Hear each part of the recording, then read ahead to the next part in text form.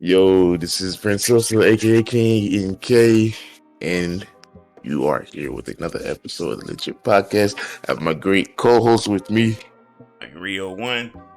and we also have our guest here by non-unanimous comments. This guy. So, Preston, you know how it is. Yeah, don't say nothing about the videos in their timing. Life has been rough. But as you know, we always kick it off with telling our how we've been and what's been going on. For me, I ain't been doing much but working, sleeping. That's why our episodes have been coming out a lot. So I've been sleeping a lot. So I take some responsibility for that. But Sleep. Yeah. Oh God, the sleep is so good. The sleep has been amazing. All right, that's what I've been doing: sleeping, working. Yeah, like he said, that's why we ain't been. But look, it's other things too. People get busy, things happen. But no, we never said this would be a weekly thing. Nobody ever said that. Oh. Consistency is key. It is though. Maybe at some point we'll get there, but just give us some time. Sleep is very addicting, shall I say? Yeah, tell people what you've been up to, Mr. Preston. Is it? Yeah, I've been working, man, sleeping, the usual stuff. It's holiday. It's getting around holiday season. I've been a little bit lonely lately. I ain't gonna hold y'all. Been thinking about, about that time. This is Preston. Yeah, something like that. I got some options, somebody on my mind, but that's all that's what's up with me lately. Look, I ain't gonna lie. I thought about it too. And then when I think about it, I think about like dates and going this place and can you come with me to this place? And it's just a whole nightmare that plays in my head. I have the time. I don't have the time for it, man. I wish if I could skip all that, I could skip that first phase of like going out places and stuff like that. I mean, depends on what female you want. Like if you get a female who just wants to stay at the house all day, a homebody, you gotta worry about that. Yeah, but I still have to like go over there and spend time. And here we go. Right. That's the best part. Calling me on the phone, and I'm not a very phone person. You know what I mean? Sometimes I get a text, I'll just like look at the text and like I'll get to it. Maybe today, maybe tomorrow, sometime this week. But I don't know. As you can see, she'll be mad at me. Girl will of be course. Mad at me, bro. Y'all both have the same problems. It'll come through fruition. What was that word? Fruition. I don't think that's a word. Yeah, I don't. I make up my own words. Anyway. Yeah, life has been rough. But we're getting through it. That's all that matters. Look, if there's a girl who wants to be neglected out there, my DMs are open. DMs are open. If you just want a guy with the title, but you don't kind of want me around, DMs are open. So, your choice. That's sad. What? I'm being honest. I'm not gonna jump into a relationship like, yeah. Got time for you. I have plenty of time for you. I don't have time for myself. No. That's not good. What do you mean? You gotta make time for your other. He has to make time for me. And as she's making time for me, I make time for her by me being there when she eats. Yeah, it's okay. It's okay. It's an open place. All right. Where shall we start, fellas? So much has happened in the last month. We have not been. It's been a while, but being, very let's go down the easy way. Let's just get the easy stuff out the way first. My Packers beat the undefeated team in the NFL. Just want to throw that out there. Now we're 7-1, the best team in the league, record wise and also roster wise. Listen, NFL fans, Packer fans know where this is going. Packers will finish with a great record, have the bye week in the playoffs, then they'll inevitably choke when the time comes. This is what we do. Here we go. You guys also beat the Bucks in the regular season last year, right? Too? No. No? Oh.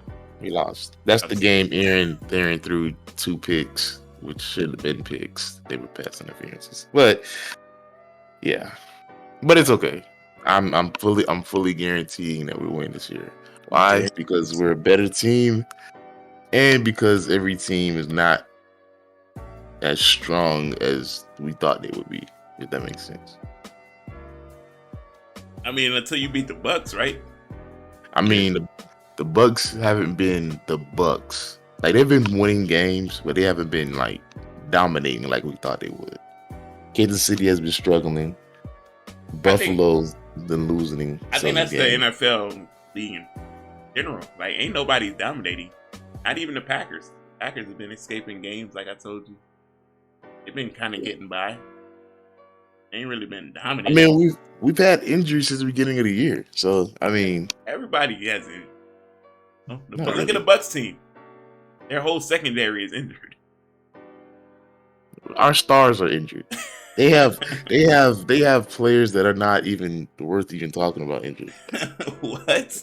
The Bucks had the best defense in the league, and their whole secondary got injured. I don't know. I don't know. It's supposed to be teams that are supposed to be like better than what they are too. If you look at the Lions have been in every single game, and they just lose right down the stretch. Realistically, the Lions could be undefeated right now. Hey, that'd be crazy, right? Let's stop. Let's stop it. Seems like you're trying to make excuses for my team not being good. No, I'm saying it's wide open this year. It's the most wide open it'll ever be. Don't forget about the Cowboys. And I said nothing about the Cowboys. Here we go. All right. You have one good year in the past 5 years, and now all of a sudden you have to watch out for them. If we talk about a team that looks great on both sides, it's them. Cowboys look great on both sides of the ball. If you're telling me I'm going against the Cowboys in the playoffs, I'm not worried, honestly. Yeah, the Cowboys looking good, man. I'm not worried. That Cowboy defense kind of scary, I ain't gonna lie. That's all right. Did you not see what we did to Kyle Murray last night? That's Kyle Murray. It's not Dak Prescott. Kyle Murray's better than Dak. So you're saying Dak is better than Kyle Murray? Yes, Dak is better than Kyle Murray. Oh, wow. Yes, wow. Kyle Murray's inexperienced, man. He hasn't been here too long. Kyle Murray is as of right now, the leading in MVP. That's good. That's good. And he's also what? You can make the argument a top 5 quarterback. Arguably, Dak top 10 for sure. No, he's not. Dak has done more with less. Yeah. He's been in the league longer. This is Kyle Murray's 3rd year. You're making my point. You expect Kyle Murray in his 3rd year and to go toe to toe with. What has Dak done with less? I mean, they've been bounced out the playoffs, but he's done more with less. He's thrown for 4,000 yards and when he's healthy, so didn't really have a lot of weapons. He's always had weapons, whether it be a running back or wide receivers. Running back, yeah. You know, I mean, Zeke is having a back year. Yeah, so Zeke is up and down a lot. Yeah. He's having a good year this year. Last year he wasn't good.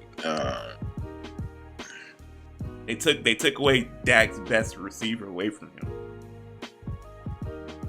and Dez Bryant. So he's done more with less. I mean, you know, when you're a great quarterback, you have a plethora, shall I say, of weapons. Any position. Wasn't that your quarterback who was crying earlier this season about When? not having enough weapons and then wanting out, possibly getting traded? We didn't say anything about not having enough. We were talking about getting the right positions fulfilled. I don't want to hear that. But now we're not complaining because everybody's doing their part. Even our third strings are playing like starters. You know, enjoy it. That's what I'm gonna say. I'm on the record saying the Packers are going to win the Super Bowl and beat the Bucks on the way there. It's the only way y'all keep Aaron Rodgers. To be honest, that's my thing. Even if the Bucks, even if we see them, because there's a chance we see the Cardinals before we even see the Bucks. Might see the Rams. We've beat the Rams already. And I'm not worried at all. And I'm guaranteeing, well, not guaranteeing, but I'm hoping by playoff time we're fully healthy. If we're fully healthy, there's not a team that can see us. And we're injured, then there's not a team that can see us. I mean, but bro. Like, again, the Bucks' whole secondary is out. This is oh my gosh. You're talking about the secondary of the Bucks. Can you name me 3 players in the secondary of the Bucks? It's just not. It's not about the name. Yes, no. I don't want to hear it because they don't matter. They don't do anything. It's about the collective effort, bro. We are currently missing our best linemen, our top 3 wide receivers. You know. Our 2 best. No, matter of fact, our 3 best defenders. Come on now. We're missing a lot of players. We're missing 2 Pro Bowlers. But you had that. You had that last year, though. But we have also had people step up this year. You've had that same team last year, right? Our team has gotten better. And then so have the Bucks. Where? The Bucks came out with the exact same team. We've made additions. They've made a few additions. Added Richard Sherman and guys like that. Richard has been getting cooked ever since he got signed. And you know this. I don't even know why you even brought... He's not in football. Richard Sherman's garbage. I don't want to hear that. They picked him up. He'll get there, though. He'll get back in football shape, though. He was getting cooked when he was in San Francisco. What make you think it's going to change on the... What? No, he might get cooked in San Francisco. They almost made they did make the Super Bowl or something like that. They almost made the Super Bowl, right? They almost did. With Richard Sherman in their secondary, so it wasn't getting cooked. Are you crazy? They played the Super Bowl, right? Yeah, they played the Chiefs. Yeah, you're right. He was getting cooked. They wasn't even throwing Richard Sherman's way. Are you crazy? They were attacking Richard Sherman. No. I'm willing to put money on this. Richard was getting cooked every game. You don't throw Richard Sherman. Healthy Richard Sherman, you don't throw his way. You're acting like he's the same Richard Sherman from Seattle. He's not. I promise he's not. He's older, but you still don't throw over there. I do remember he did get beat on a couple plays because he was out there defending his life after the Super Bowl. I mean, he was getting cooked on some of the plays. On the right hand side of the field. Yeah. I promise you. Going against Tyreek Hill, he got beat a couple times. That's a hard cover. I want to hear that. I can go every team he's been getting beat. Whether it be Devontae Adams, whether it be Tyreek Hill, whether it be Chris Godwin or Mike Evans, he's been getting cooked every team he played. And they don't even put him on the best receiver either. He's a secondary player. Oh my! It's not like he's playing corner. He's just filling. You know what I mean? And I'll even show you how bad of a player he is. Nobody, when he got released from San Francisco, nobody was calling to pick him up. The Bucks were the only team. That's because it's off-field issues. That wasn't.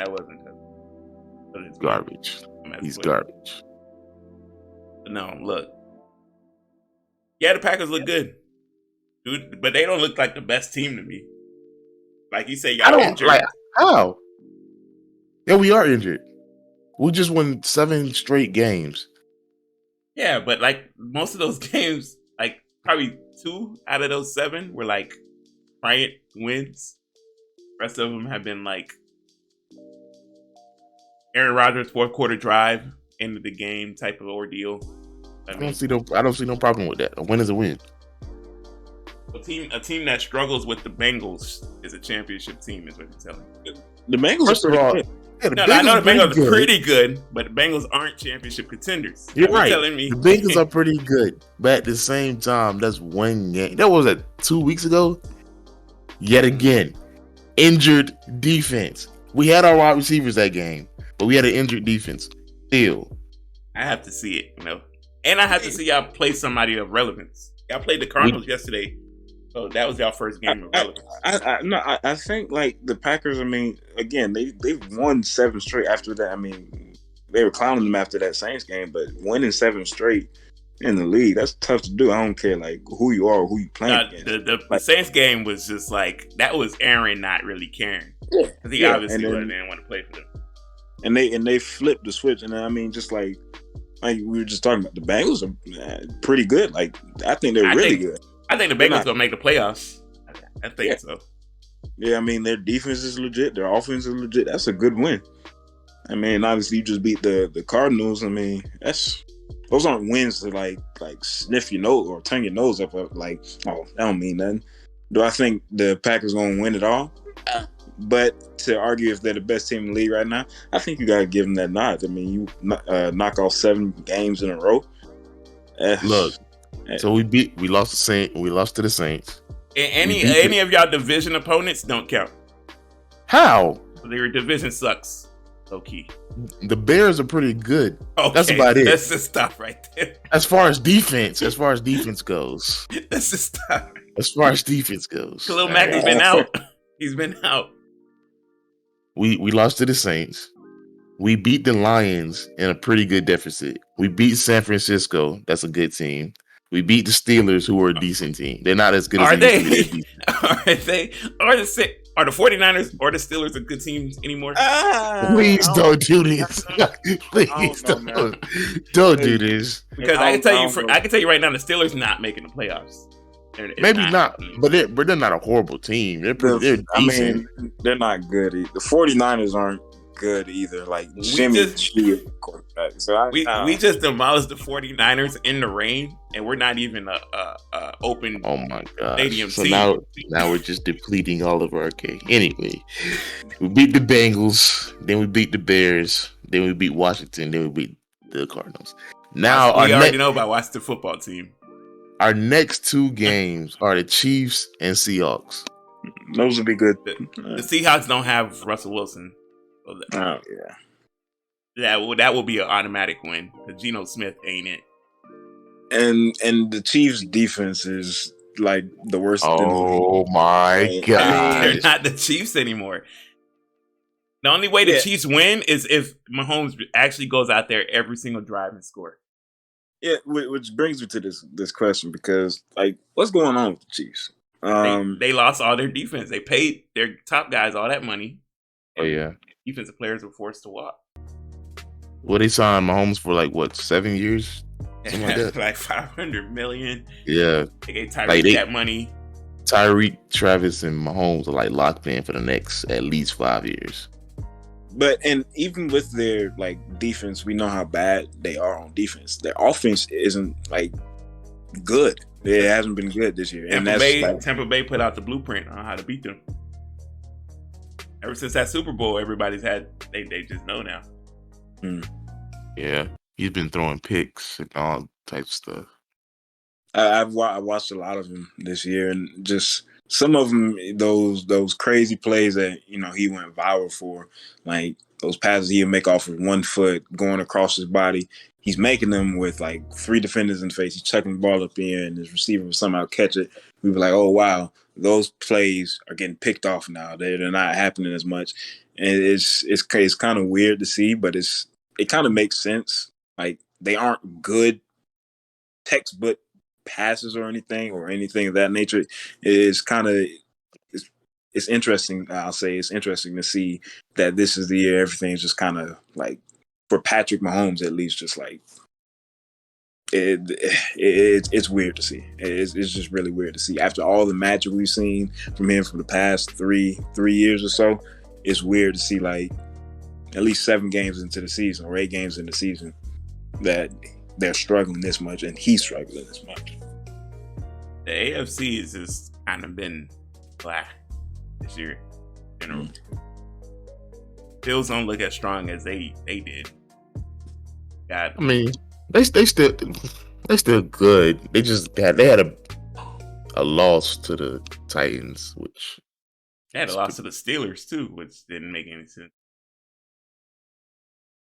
Yeah, because we can't use the excuse no more of this beginning of the season. We're like halfway through now, so yeah. So now you Lamar is. If we talking about doing the most with less, Lamar is doing the most with less. Man has no weapons over there, none whatsoever. It's either him or they just get beat. They got AJ Brown, right?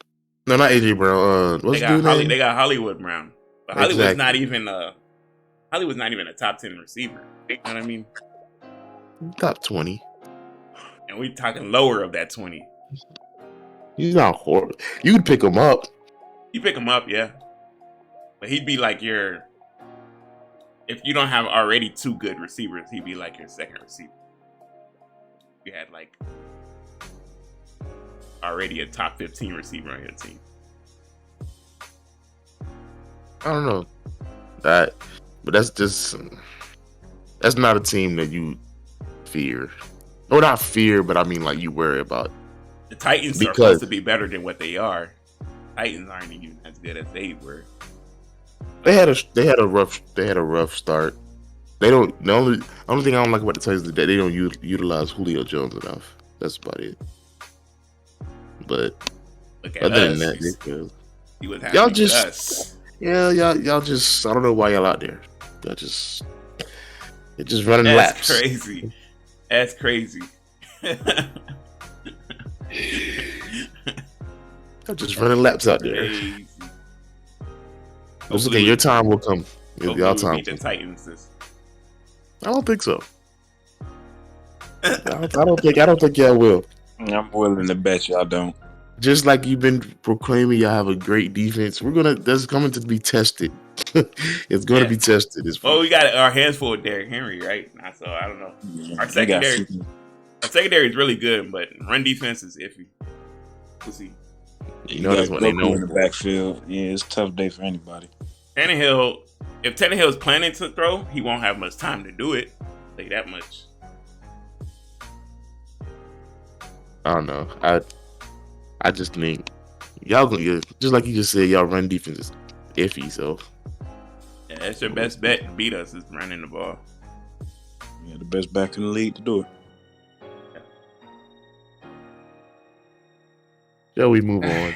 Yeah, we shall. I don't want to talk about my Colts no more. All right, the NBA season in full effect. Few games in. Way too early to tell anything. But what I will say is that I like the NFL. I think the NBA season is wide open. I think it's wide open. I think there's no way of telling who's coming out of what. Who's going to win the championship. What are we, 2 weeks in? A week and a half. A week and a half. Yeah. A team like Chicago's been very surprising. I like Chicago. Nice. Yeah. I kind of, if y'all don't mind, I kind of want to start in the East. I think the West is where we're going to spend a lot of the time because we got a Laker fan here, and there's a lot to talk about with the Lakers. Not really. But, the East, I think the East, top to bottom, is better than the West this year, and this is the first time that I think like it's been like this in a good while. I think top to bottom. Yeah, I think from Milwaukee, Brooklyn, Philly, Miami, Atlanta, New York, Chicago, Charlotte. That's 8 teams already, and then Cleveland is good. They look good. Cleveland, who would have thought? I'm not a believer in Cleveland. Who would have thought? Sheesh. I mean, and I'm sure I'm missing teams already. Like Indiana's always. Washington looks pretty good this year. It's like They are. They They fit. Look. They fit together. They look much. good. They complement each other. So like starting in the East, I think just my favorite, like before the season and just even looking at the teams early in the season, I think Milwaukee should be the favorite to repeat. I think top to bottom, like barring Kyrie Irving or Umar Irving want to get his vaccination thing settled. Umar.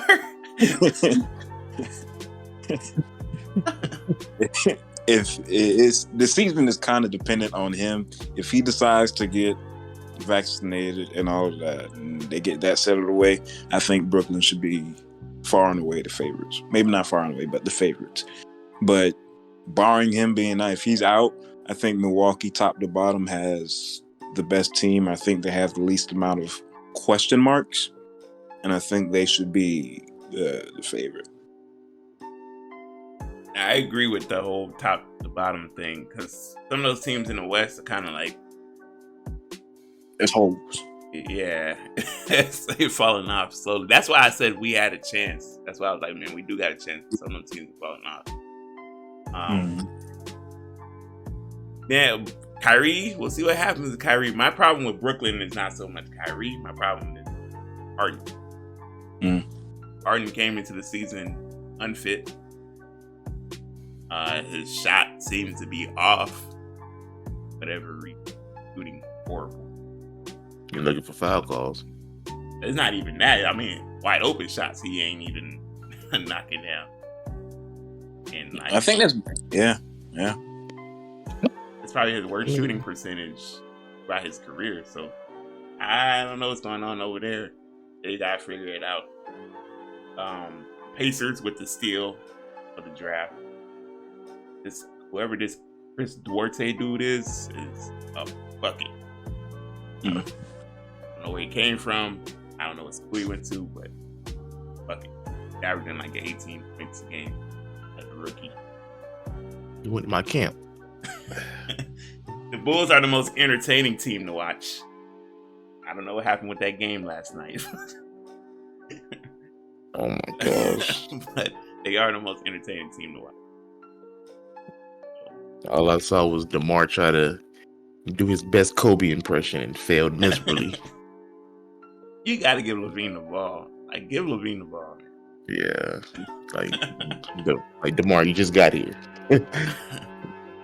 And then if I'm gonna, you said Milwaukee, I'm gonna go Miami because they just clicking on all cylinders right now. And they're not. I like Miami. Oladipo's not even there yet, so hopefully he doesn't mess things up. But the way the way it's going now, I would bring Oladipo and Tyler Hero off the bench. Tyler Hero's gonna be a 6-man. It looks like. Yeah. It wasn't Bubble Hero, was it? Yeah. No, that was definitely Bubble Hero, but he's found his role with the Heat. 6-man. Miami, and I think they had the best off-season addition with Kyle Lowry. I think he helps them push the pace. He organizes their half-court offense and all of that. I just have questions about them. I still have questions about them in the half-court. More so their shot creation, especially late in games. Jimmy is great, don't get me wrong, but when it comes down to it, you need a bucket. Do they have that guy that's able, that you just say, clear out this side of the floor, give it to him, let him take over this game? I don't know. I just think they're just old school nitty-gritty. I think they just like wear you down defensively, and that's the kind of Miami team they got over there. You know, that's my type of style of play. But at the same time, I tried to say that last year. Miami was not like that last year. But if I had to pick a dark horse, you know, in the East, I would go either Chicago or Heat. But the East does look fun this year. I won't lie. I think, yeah, I really like Atlanta. I think they're one of the deepest teams in the league. I think they'll be around for a minute. And I said it earlier, but I think Cleveland got the best player in the draft. I think Evan Mobley is going to be. He's already so advanced. It's already coming to him so naturally. Yeah, he's so advanced defensively. Like he's one of the best players in the league on the defense side of the ball already. It's kind of right. He's a center, but he plays. They play him as a four sometimes. Like he's so athletic and mobile, you can switch him out on the ones. They have the Twin Towers though. It's the Twin Towers. It's hard to score on them. Like I watched that Clippers game, and the Clippers were struggling. I mean, and it wasn't because like, yeah, the Clippers were missing shots, but Cleveland's defense is. I think they're a good team, man. I ain't see that coming. I honestly did. I know they added like Rubio and stuff like that. But I just didn't see that coming. They got Kevin Love coming off the bench. Is Lauren coming off the bench? No, he's starting at the 3. He's starting At the 3? Yeah, they're a long team, bro. And you wouldn't think it would work, but this is why Evan Mobley, like, he makes it work. Like Evan Mobley is so versatile defensively that Laurie can start at the 3 next to him with Jared Allen, with Evan Mobley. Like, you got 2 legit 7-footers out there. 3 really with Laurie. Laurie's what, 6'10", 6'11", or whatever. People were saying, "Oh, it's not gonna work," but Mobley he is the one that's making that team go defensively, at least. And you got a point guard like Colin Sexton out there. Darius Garland, Ricky Rubio is hooping. It's just Cleveland is good, man. And I'm pleasantly surprised. I didn't see that coming. I don't want us to get our hopes up. As we all know, it's only been a week and a half. No. I don't think. I mean, they're not gonna make noise in the playoffs this year, but will they make the playoffs? I think they'll make the play-in. Yeah. They should be a play-in team. That's like they'll be fine. Yeah. It's like the Hornets, right? The Hornets is like surprisingly real good. Well, I mean, we all expect the Hornets to at least be a play-in team, at least. LaMelo took that next step. It seems like Miles looks pretty good so far in the season, so it should be good. If I'm looking through, please don't. Okay, I thought you were gonna say it. Okay. Anyway, I was gonna say it. You cut me off. Airbnb, baby. Airbnb. if as I'm looking through the East, I don't know if I'm the only one that feels this way, but I'm just not a believer in Philly. Still, no. The only way Philly works is if Ben comes back to play with them. I still don't think it works, even if they get Ben back. It's just me, because history just feels like it repeats itself every year, and we just have this high expectations for Philly every year as a top 5 Eastern Conference team. Then they come in the playoffs and just underperform. So I just feel like they made no additions. They come back with the same team. I mean, if you think Andre Drummond's an addition, but he has been playing pretty good for them, though. He's not a difference maker for me. He's not moving the needle. Can we talk about Ben Simmons? Like, this has been a whole saga that's going on for like the whole summer. Like, where do y'all think he comes back to the team, or do y'all think he just ends up getting traded, dealt to whatever team? The problem with him being there's no problem with Ben being traded. I feel like Ben, whoever he's traded to, I feel like he's gonna play for. Mm-hmm. It's Philly's asking for way too much for Ben. You gotta understand his value is not what you think it is. I mean, so that I guess that leads to a question like, what do you think his value is? Because I have an idea in my head. I think Ben is really good, but I know some people are like low on him. On the spectrum of like, me and Ricky and them was talking about trades for Ben.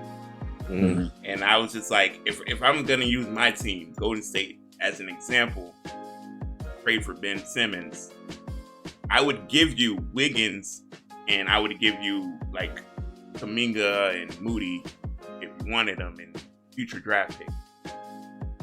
That's as far as I go. Really? You know what I mean? Yeah. You want Wiseman, you can't have Wiseman. Like you. Really? Yeah. No.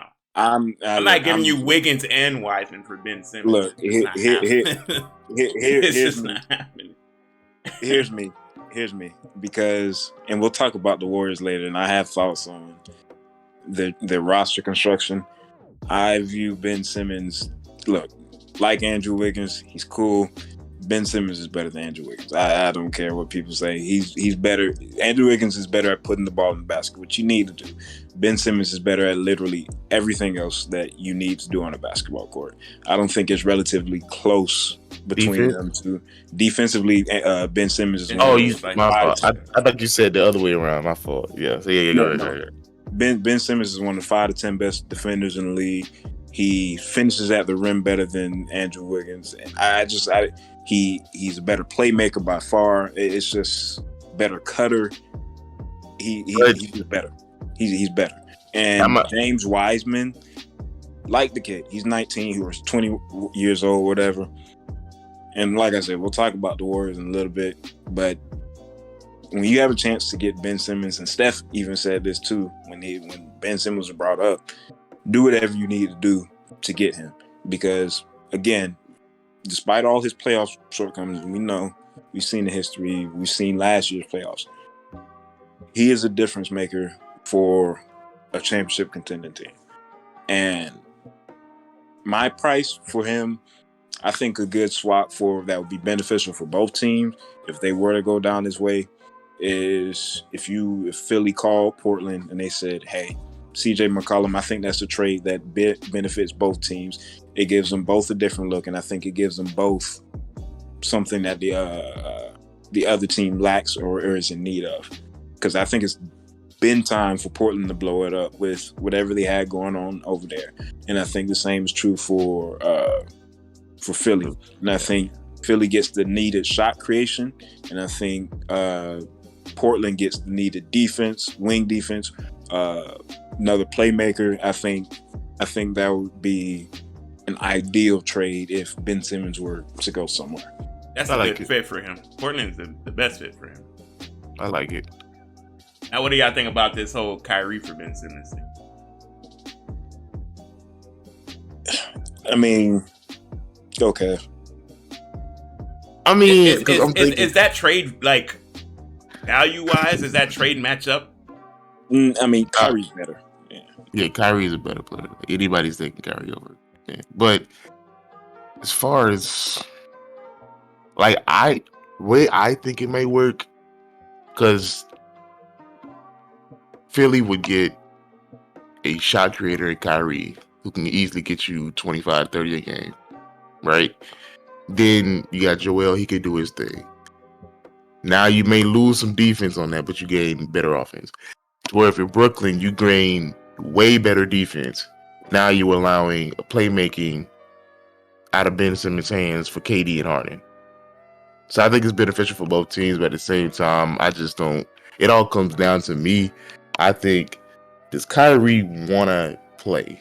Kyrie, what is vaccine? Because does he want to go to Philly? We know he wants to stay in Brooklyn, but if he gets traded, it's like at the end of the day, is he going to play for the team? Because no matter what organization he goes to, he's still going to have to worry about this vaccine. So that's the problem too. That's all it boiled down to. This trade has already been on the table. This trade has been close to happening, but they don't know if Kyrie's gonna play. That's the only problem. He's threatened to retire. He said he hasn't. He says that's what he says he hasn't. I think that people are really underselling how much Brooklyn needs Kyrie. Like, Brooklyn's not a super team. They're not overwhelming favorites without Kyrie Irving. What makes them super dangerous, they built a team that was supposed to be built around 3 superstar level players. KD, James, Kyrie. Kyrie is the lesser of the 3 players, yes. But I think he brings a dynamic that KD and James don't bring. I think as great as KD is, at this stage of his career, he's not putting very much pressure on the rim. He is strictly in that mid-range to 3-point area, which is great because he's Kevin Durant. He has argument to be the best player in the world. Like, it's not like a knock on him per se, but And with James, he's getting older. He doesn't have the same burst. I think Kyrie is the one guy that you can say, and I shouldn't say like great, because they're all great one-on-one players, but you can throw him the ball. He can get to the rim in the lane at will. And I think that's so important. And again, we'll talk about it when we talk about the Warriors. I think one of their weaknesses, they don't have that guy that you can just say, man, get to the basket, get to the cup, get something easy, get 2 feet in the paint. And I think Kyrie brings that added dynamic to, and it balances out with KD and James. I think Brooklyn needs Kyrie Irving to win a chip. I just don't see them winning without him. They're still a good team. I can see them going toe to toe with Milwaukee in the Eastern Conference Finals, but as far as winning it, they need Kyrie Irving. They need Kyrie, man. A lot of people don't realize Kyrie was like the underlying, like, he was the main reason they were winning games last year. Like, KD was out when it was Kyrie and Harden, they were still winning. When it's KD and Kyrie, they're still winning. They were up on Milwaukee. It was KD and Kyrie. So he's the main, like, he's what makes it that team. You know what I mean? Yeah. When he's out and you got guys like Joe Harris struggling the way he's struggling, then the team just takes a dip, because Harden relies on guys like Joe Harris to knock down shots. Yeah. So, if you ain't putting knockdown 3-point shooters around Harden, then it really doesn't really work like that. But what I will say is, for Brooklyn, I do like the addition of Patty Mills. He's been very great for them. Yeah, that's a great pickup. He's been good, but on the flip side of that, I think of even a loss, not as big as Kyrie, but one that people aren't talking about, is losing Mike D'Antoni and his offensive system. I think Mike D'Antoni might be the greatest offensive mind, or one of them, one of the best offensive minds that's ever coached in the league. And I think losing him on the bench, it looks different. Their offense looks so much harder, like, on them. It doesn't look as clean. It doesn't look as precise. Last year, it looked like their offense was clicking on all cylinders, with no matter who was in the lineup. Like, it felt like the offense was just like. Where is Mike D'Antoni? He's done. I think he's like semi-retired or something. But if I'm from the outside looking in, I would assume that they would have kept the same offensive scheme, because that's what worked last year. And two, your head coach used to play for that same coach, so I would assume their play style would be the same. The 7-second offense. I think that's what they were running last year. No, his principle, like, he started out that way, but as the years have progressed, he's kind of run this modernized 5-out offense, a lot of spacing principles. You saw the difference with when he went to the Lakers in 2013. Their offense looked a little bit revamped. Kobe had a little bit of a comeback year before he tore his Achilles, and then they really kicked into high gear when he went to Houston, and they kind of, I don't want to say revolutionized, because the Warriors kind of did that, but just Houston's offense and their spacing principles, with James running the point. You had Chris Paul. I think that offense is missing from Brooklyn this year, as opposed to last year. Like I said, everything looked it looked smooth. It looked like a oil machine, and I don't see that, at least so far in the year. Like, it just looks off. The spacing looks off, and it shouldn't look off if you have KD, a lineup of KD, Harden, Patty Mills, and Joe Harris out there, whatever fifth person. The spacing shouldn't look off, but it just looks a lot more congested this year, and that's weird. And I think Mike D'Antoni not being there is a big reason why. Because Joe Harris sucks, man. And also, want to shout out to LaMarcus Aldridge. Glad he's back in the league doing his thing. Been still doing his mid-range thing. Good for him. Marcus is man. as serious as a heart attack. Yeah. Right? I mean, All right. Let's talk about the West. Let's get to it, man. All right. So let's address the elephant. All right. So 360 degrees is not looking. yeah. So I mean, hot. you were waiting to use that one. Off the dome. Off the dome. You know. I mean, it's no secret. They're dealing with injuries, but at the same time, a lot of the losses have been self-inflicted due to the third quarter issues, which I don't understand. I just saw before we got on here, they're scoring literally between 20 to 25 points in the third quarter strictly, while their opponent is scoring 30 plus. So the third quarter is where they're having their issues at. I don't know why. It just means you're getting comfortable. Yeah, I mean, that shouldn't be, but here's what I'm telling Laker fans and LeBron fans alike. Don't panic, because this team won't look the same after All-Star break. I'm telling you right now. It won't look the same. If this trend keeps happening, it won't be the same team. That's number one. Number two, if they plan on keeping Westbrook, because that's something that's been floating around, he will ultimately cost you down the stretch. He's done it everywhere he's been. But the only thing, it's two things people don't like about Westbrook: his turnovers and his inability to consistently hit jumpers. That's the main thing that's cost him in every place he's been. But this is what I've been telling y'all for like months now. I feel like, this is my personal opinion, that he's on a team where he knows he's not the guy, he's not the best guy on the team, which means that that's not even an issue though. I'm saying, down the stretch, fourth quarter, even if you have the ball in LeBron James' hand, you can't have somebody like Westbrook being waiting on the wing, because because teams aren't even going to care about him being out there.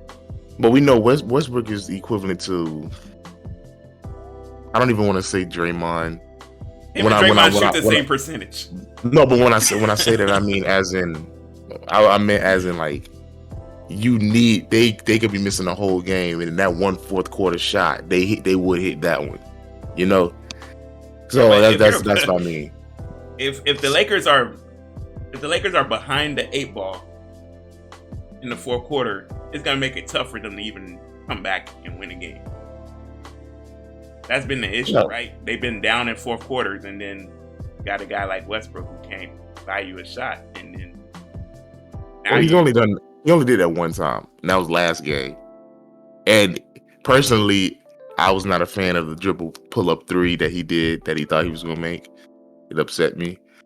But then we had 2 different opportunities prior to that. Well, after that. Malik Monk's 3, I have no problem with Malik shooting a 3. That's fine. But Carmelo airballing a wide open 3 that could have easily put us to overtime just aggravated me to the core. You're going to put this on Carmelo? No. I'm just saying, we had 3 different opportunities and we all missed all 3. That's unacceptable.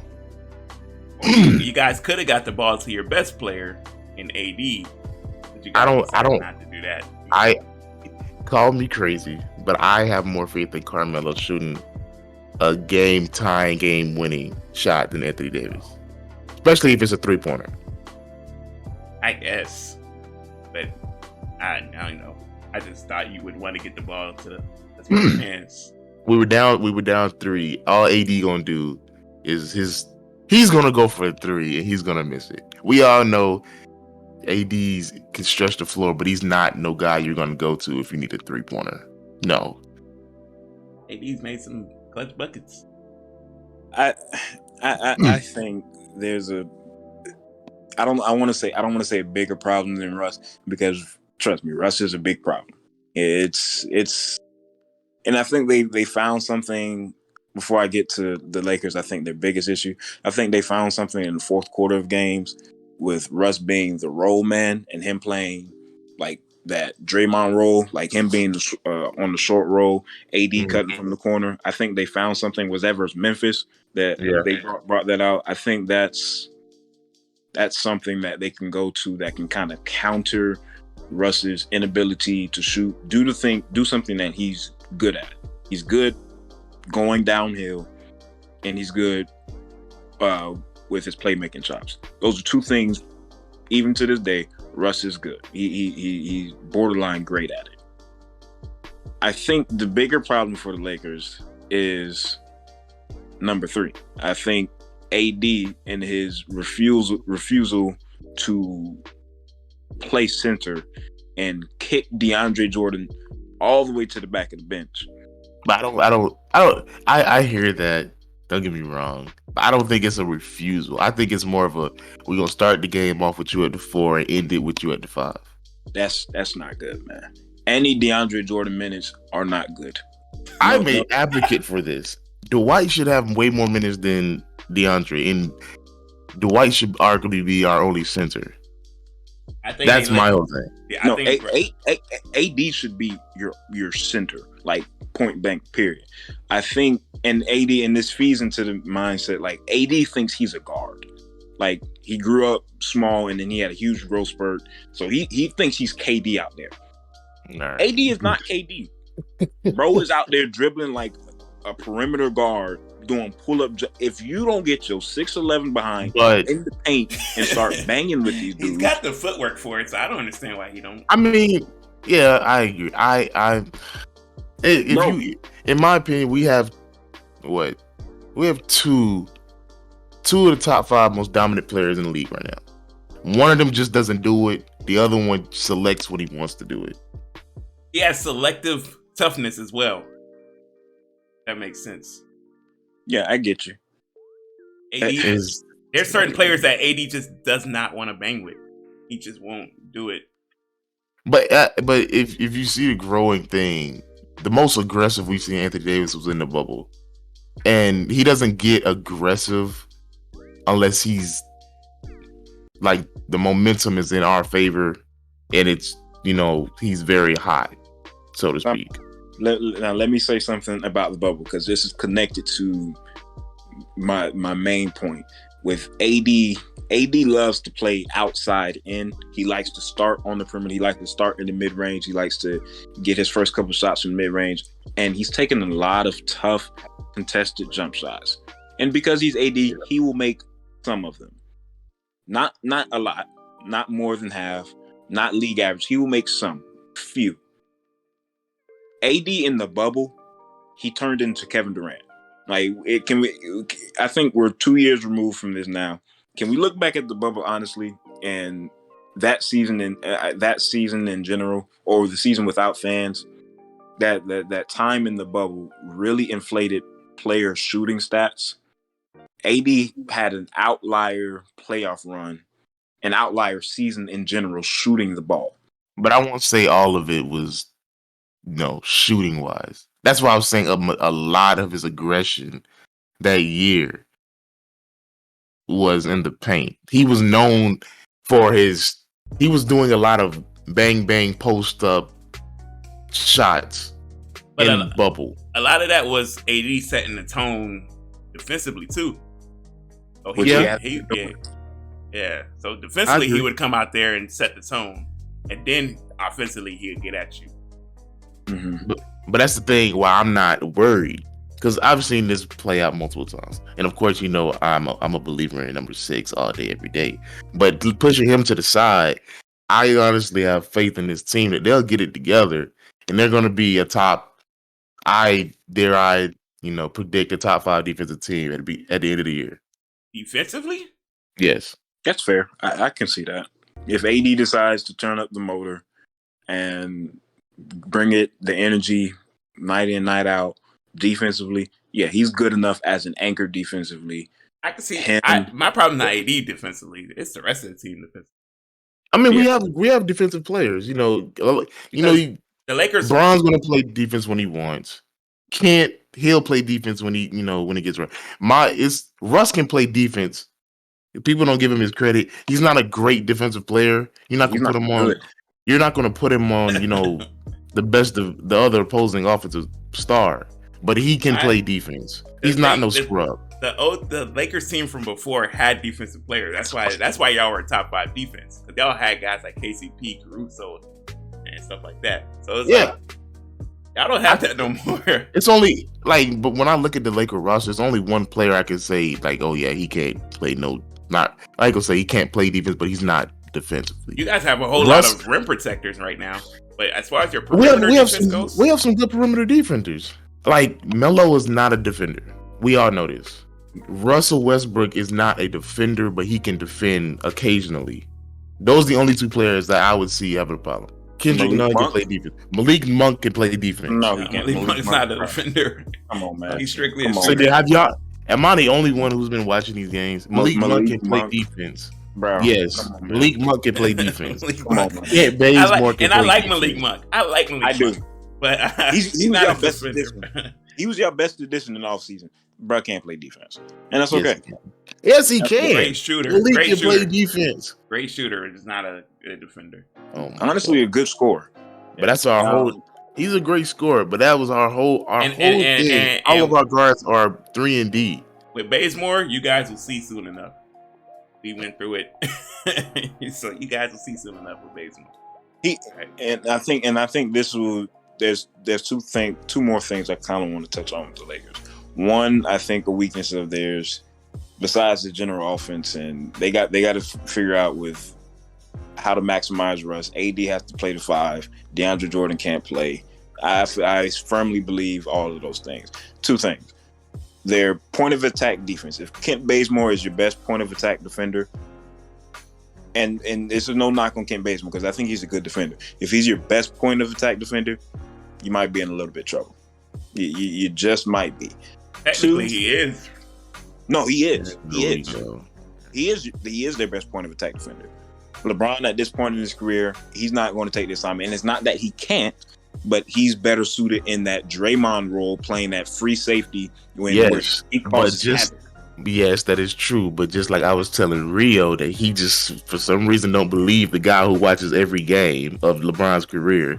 LeBron guards the best player on the opposing team in clutch moments. Depending on who it is. Who? Because he's guarded Steph. He's not stepping up to KD or Kawhi like that. In the fourth quarter, he has. No. He's stepping up to KD and Kawhi. He's not guarding the other perimeter. I'm just saying, we've not. No, I'm not trying to, rally them, but I'm saying we've seen Cleveland play Golden State or LA play Golden State, and I've seen it come down in the fourth quarter. LeBron takes the assignment of guarding Stephen Curry. Not saying he's shutting him down, but I'm just saying he takes the assignment of guarding the opposing teams of the offensive player. I've seen this consistently. I hear you, but I don't think LeBron wants to at this point in his career, and I don't think he should be your best option at this point of his career. Because I saw last year, and yes, his ankle was hurt. I do believe that, but I saw last year Cam Payne was hunting him out in the pick and roll situations and just getting by him. And Cam Payne is absurdly quick, so that could be an outlier. But I don't think LeBron wants to take the quicker guards, and I don't think he should have to. I think he's better suited, like I said, in that free safety. Let him sag off of that, the non-threat on the floor. Let him sag off of a Draymond or Iguodala, just taking Golden State for an example, and letting him play that free safety, calling out the reads, blowing up actions. I think that's where he's best suited in his career. Early in his career, fine, I'm with you 100%. He's quicker, he's faster, I don't know if he's stronger, but he's a better athlete than he's able to take those assignments. He can be your best point of attack defender. This point in his career, I'm not sure if he can do that. And just and last point before we the Lakers, I think they overreacted to last year's loss in the first round to the Suns. They blew everything up, and I don't really think that they needed to blow everything up. I don't think they should have. AD was hurt. LeBron was hurt. The Suns were a good team, but I don't think they needed to blow everything up. Caruso, KCP, Kuzma. I don't think they needed to just say, all right, we're starting over. Like, we're going to have a whole new roster, because I don't think this year's roster is better than last year's roster. And I think, obviously, like, their championship roster is their best roster. I think LeBron and AD surrounding them with shooters and capable defenders, I think that's the best formula. And I just think they completely abandoned that because of an overreaction to AD not being there, to LeBron being hurt for a lot of the season. I think they just completely overreacted to it, and I think it's going to bite them in the butt. I really do. I agree. It's probably overreacting, but I don't believe that it's not a better team than it was last year. As y'all both know, I'm consistent with my words. I never was a fan of last year's team when they were being assembled, and y'all know that. I just didn't feel like they were even compatible. You know why you think that? Because the bubble had you think that way. You saw what that team did in the bubble. You thought that bubble team was the best team. It is. That bubble team, that Lakers team, that was the best version of the Lakers. I agree with Kevin. Well, but they couldn't hold you couldn't keep everybody. You knew you were gonna lose majority, but the majority of the team was what, on a veteran minimum? Yeah, but they had to go get their money. So guys like Dwight had to go get his money. I mean, they could have actually kept Dwight if they wanted to. You're right. But there's replacing Dwight Howard and JaVale McGee with Montrezl Harrell and Andre Drummond. That I don't like. Honestly, I don't see how the Montrezl thing didn't work out for y'all though. I really don't understand. But I'm saying we all saw the bubble, and we all saw Montrezl Harrell was unplayable against Denver, which means he was unplayable. He legit saw no minutes. He's not a defender. The Lakers are known for their defense, so we're not going to put Montrezl Harrell in. You know why the Montrezl Harrell thing didn't work though? Because like Preston says, AD refused to play the 5. He played the 5 when AD wasn't on the floor. No, I'm saying you play Montrezl and AD together, then it works. I don't know. Because Montrezl can't stretch the floor for you. No, but AD can. Sort of. It's just AD's refusal to be the 5 is what look, did that. AD at the 5 solves 80% of the Lakers' problems, 75% of the Lakers' problems. I think AD being the 5 and deciding, all right, bump it. I'm gonna take the responsibility. I'm going to start the game. I'm going to set the tone defensively, because your 5 sets the tone defensively. The anchor of your defense sets that tone defensively. Having DeAndre Jordan out there to start the games is giving free points to the other team. That is literal point saving. That is literal point saving to the other team. And this is from a Warriors fan.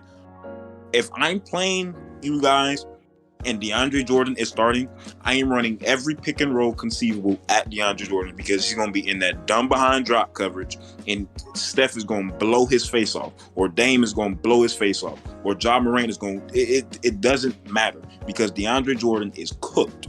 He is cooked. He's washed. He's boo-boo. He's cheeks. Another thing too is Howard. Like I said, Howard looked like he's taking a little step off.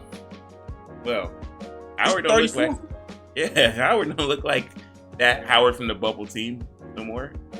So point guards do the same thing to Howard when he's on the floor. And you can't, that's my thing. You can't expect these dudes to do that. You can't expect them. What you can expect, and what you should be asking for, is for your franchise player, Anthony Davis, to step up and say, damn, I should be the best player on this team. LeBron, and we know LeBron is that dude. We know LeBron is the best player on the team. But if AD just adopted the mentality, hey man, I'm Anthony Davis. Nobody in front of me can stop me. I can decide this tonight. I want to be the best player in the world. Yeah. There's nothing. I think it'll happen once playoffs come around. Or not even playoffs. Once that All-Star mark, because All-Star mark is technically the middle of the season. Mm-hmm. So once that All-Star mark hits, we all know playbooks will be filled, teams will be in conditioned shape, rotations will be shorter. So I think it'll all come through. But I think come playoff time, DeAndre won't be starting. We all know this. They have to stop playing Rondo and Westbrook together. Oh my I god! should never see that on the court. Oh my god! That is some ugly set basketball back 20 years, bro. What the heck, man? I should never see that ever. I never want to see it again. You think they make a move, Kev? As part of the trade, It's coming. Yeah. I don't think the only reason I don't think so is because yet again we don't know what they're gonna look like fully, and also who are you gonna trade them for? Who's getting traded for what? Somebody always becomes available. We know this. People get put on a trading block every year. So it's not, unless we're giving up veterans for, yeah, I don't know, somebody. But it's like they're not going to get worse if it's a trade. There's nobody that's like that you guys have that you can trade that will move the pieces, because nobody wants Russ's contract. Nobody in the league. None of the 29 teams want Russ's contract, and I don't think you guys don't have anybody else on that roster that's has any type of trade value. That's tough. I mean, yeah.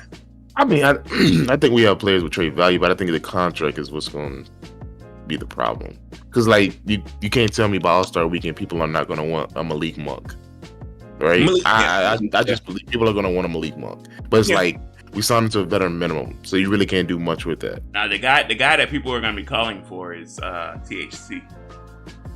Probably, but I don't think he's going to. He's the one guy that they're not going to let off of. I would let him go before I let Malik go. Yeah. Let me see what Taylor does first. I was never a believer in Taylor, honestly. I'm being honest. I was never a believer in Taylor. But let me just see what he does this year. I mean, like, I don't even know who's at the top of the West right now. Who is it? So Jazz are 4-0. Golden State is 4-1. All right, so the Jazz. To me, the Jazz are the Jazz. Yeah. You know what I mean? They'll be the best regular season team. Yeah, maybe they put it together this year. I don't know. No, it's wide open, like I said. Jazz will be a top 5 seed. I think they'll firmly be number 1. I think they're built for the regular season. I just don't think they're built for the playoffs. They do seem tougher to beat in the regular season than. I just feel like your top 3 seeds, in my opinion, it's between 4 teams. Lakers. This is not in no order. Lakers, Suns, Denver, and Golden State. Utah's not one of them. I don't feel like Utah's going to be. Here's the problem, because like everybody's beating everybody. You see what the Suns did to the Lakers, right? Yeah. Then they turned around and just got mollywopped by Portland. Oh yeah. So it's like, I don't know. I can't call it. You know what I mean? I think I'm firm in Utah being one of the 1 or 2 seeds, because, like I said, I think the way they play, a lot of high ball screens with Rudy Gobert rolling to the basket. It opens up a lot of threes, and at that point, it's a math game. They're going to beat most teams tonight because they're going to make more threes than them. And their Rudy Gobert as a regular season anchor on defense is good enough. He's great. Like, he's great on that end, especially in the regular season. That'll be enough to get him 55 to 60 games in the regular season. Their problems always come in the playoffs when teams adjust and they have time to scout, not scout, but make adjustments in the playoffs. That's where the Utah's problems come in. But as far as the regular season, they'll be 55, 60 win team. Now, as far as our team goes, I just think our problem is that we have Looney out there. Oh my God! I thought y'all loved Looney. We like him in the sense of like being a role player. I could have swore y'all said y'all wanted Looney to start over Wiseman. No, why would you ever want Looney to start over Wiseman? I mean, Looney's proven. Huh? So Looney's proven. Wiseman is already the better rim protector. He stretched the floor way more, quicker on his feet. Looney's adopted a midi. I saw him hit a few Looney middies. can't jump over a phone book, and that's his issue. Kawhi really killed Looney's career, and I firmly believe that when he elbowed bruh and sent him flying in the finals and broke his ribs, like Looney ain't been the same since. Bro is dirt moving. He's 25 years old. He moves like Bill Russell moves at 80 something. Bruh is cooked, and it's sad to say because I like Looney. I just think if Wiseman pans out, I think that puts us where we need to be. But of course, Clay has to come back healthy. Why? Really? Yeah, that's interesting. Because they're already high on Kuminga. People have been talking very good things about Kuminga. They think he's going to be a great two-way player in the league. Mm-hmm. So you add that with if Wiseman pans out and plays the way that they think he's going to play, I think we'll be right there. See, all right. Before you start, this is my whole thing about Golden State. This is my whole thing. Y'all look good. I'm not gonna deny it. Y'all have y'all chemistry down pat. The only two problems I have is I don't know if y'all are aware, but it's Steph Curry not scoring in the fourth quarters, whatever that's about.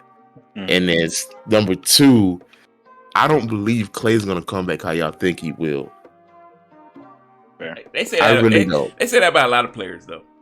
You know I know, but me and you also had this discussion a while ago that we all know the two injuries he's had back to back, his defense won't be the same. That's the only problem he'll have is his defense won't be Clay's defense. But the Warriors have filled those holes for that. They've braced themselves for that. Have they? Yeah, they went and got Iggy. They went and got Iggy back. They added Otto Porter. They drafted a two-way in the draft. They actually drafted two two-ways. They just don't play Moody. And then they have Gary Payton II, who's a good defender. I love Gary Payton II. He needs to play more. I love him. However, this might be about 2 minutes wrong because I like the team. They're better than last year. Don't get me wrong. They're much better than last year. But the reason I have them below the real contenders, I have them below the Lakers. When the Lakers start clicking, I have them below Milwaukee. I have them below Brooklyn and teams of that nature. I have them below Phoenix. There's holes on the roster, and it's really because the front office. They've done this weird thing, and they called it out all last year. Draymond called it out. Steph called it out. They're trying to do two things at once. They're trying to develop, and they're still trying to contend at the same time. That doesn't work. Never has worked.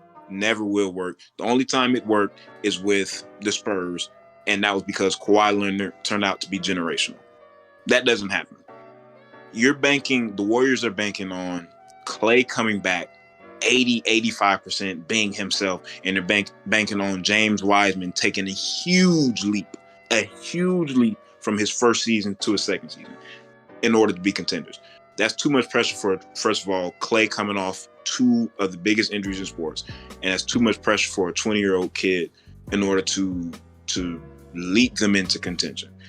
They could have easily fixed these problems if they weren't done. First of all, they made a mistake. Last year's draft, they drafted Wiseman over LaMelo Ball. That's going to haunt them for a good while. I said the same thing. That's a big mistake, and that we're going to look back on that in 10 years or however long. And then let me not say 10 years because I don't know how Wiseman turns out. But LaMelo was looking like a star already. He was looking like a star last season. He's really looking like one this year. I think that they fumbled the bag. Two, they've been very cheap. You have a top 5 player at worst, and still putting up 30 insane efficiency in Steph Curry. Your goal is to build the best possible team around him. They did not do that last year. And although they made strides and steps this year, they made tremendous strides and steps. They're still doing that dual thing. Well, we're trying to develop, and yet at the same time, we're trying to contend. So they made great signings in Otto Porter Jr. Andre Iguodala having a resurgence. I love Damian Lee, what he's doing, him being there. Juan is great for the role, and being Lynch has been a good surprise for us, right? But having roster spots, and they had the chance to trade these picks away. They had a chance. If you're not going to draft LaMelo, which you should have did, you tried to draft for fit instead of the best player available. You draft Moses Moody, who I like, and Kuminga. You could have flipped those into some player. You could have tried to trade Andrew Wiggins when when it was favorable. You could have tried to trade Kelly Oubre last year to get a return player, somebody better than Kelly Oubre, because Kelly Oubre, oh my God, I can't watch him anymore. I'm so glad he's off my team. But I just don't think they've maximized the talent around Steph. Although they've made improvements, it's not to the degree that they need to compete for a championship. And I in the few after I get y'all thoughts on that, I'll say like where I think they're weak at and what avenues they can go to improve the team. So like they tried the trades. We heard the trade rumors all off season. They tried. Bradley Beal didn't want to be traded. That was a big issue. They could have had Beal. Wizards was ready to do business. Bradley Beal didn't want to be traded. Ben Simmons, Sixers asked for way too much. Way too much. The Sixers were asking for Wiggins, Wiseman, Moody, Kuminga, and more than like picks on top of that. That's way too much. Do it. I would do it. I'm so dead serious. No, because if it doesn't pan out, and then 3 years down the line, when Steph and them are ready to be out the NBA, you don't have picks to rebuild your team. Here's the thing: doesn't matter. You have a top 5 player in their prime. That's like LeBron James wasting his last years in the career, and the team is just saying, "Oh well, we're trying to develop for the future." No, you have LeBron James on your team. But now you trade all those guys for Ben Simmons, right? Mm-hmm. Now you have nothing coming off the bench. You have nothing. You build around it. You still have the vet minimum signings of OPJ. You still got Juan, Damian Lee, Jordan Poole is still there. That's 4 guys. Being Linkster, that's 5 guys. I don't know. I wouldn't have done it though. I feel like it was too much for Ben. I feel like it was just too much for Ben. You make a trade like that for a superstar. No, Andrew Wiggins. When you're factoring those picks, all those first round picks, and then you throw in Wiseman, your 2 lottery picks you just got this year. I'm not the Golden State fan here, right? Y'all two are. My only concern for y'all team would be if y'all made that, you lose Wiseman and Wiggins, right? Wiggins gives you great offense, in my opinion. Well, not going great offense, but good offense. Right? He's arguably what the 3rd best player on your team, right? With Clay being injured. Okay. Then you have a young star that y'all want to develop. You give up both of them plus whatever else for Ben Simmons. You get better on defense, but then you also now you have a front court of, I'm assuming, Ben Simmons and Draymond Green, right? How does that fit into y'all scheme? Y'all are already upset with Draymond not shooting, right? Ben Simmons absolutely doesn't shoot at all. So how is that going to work for y'all offensive scheme? Okay, and here's the problem, because we were just complaining about Looney.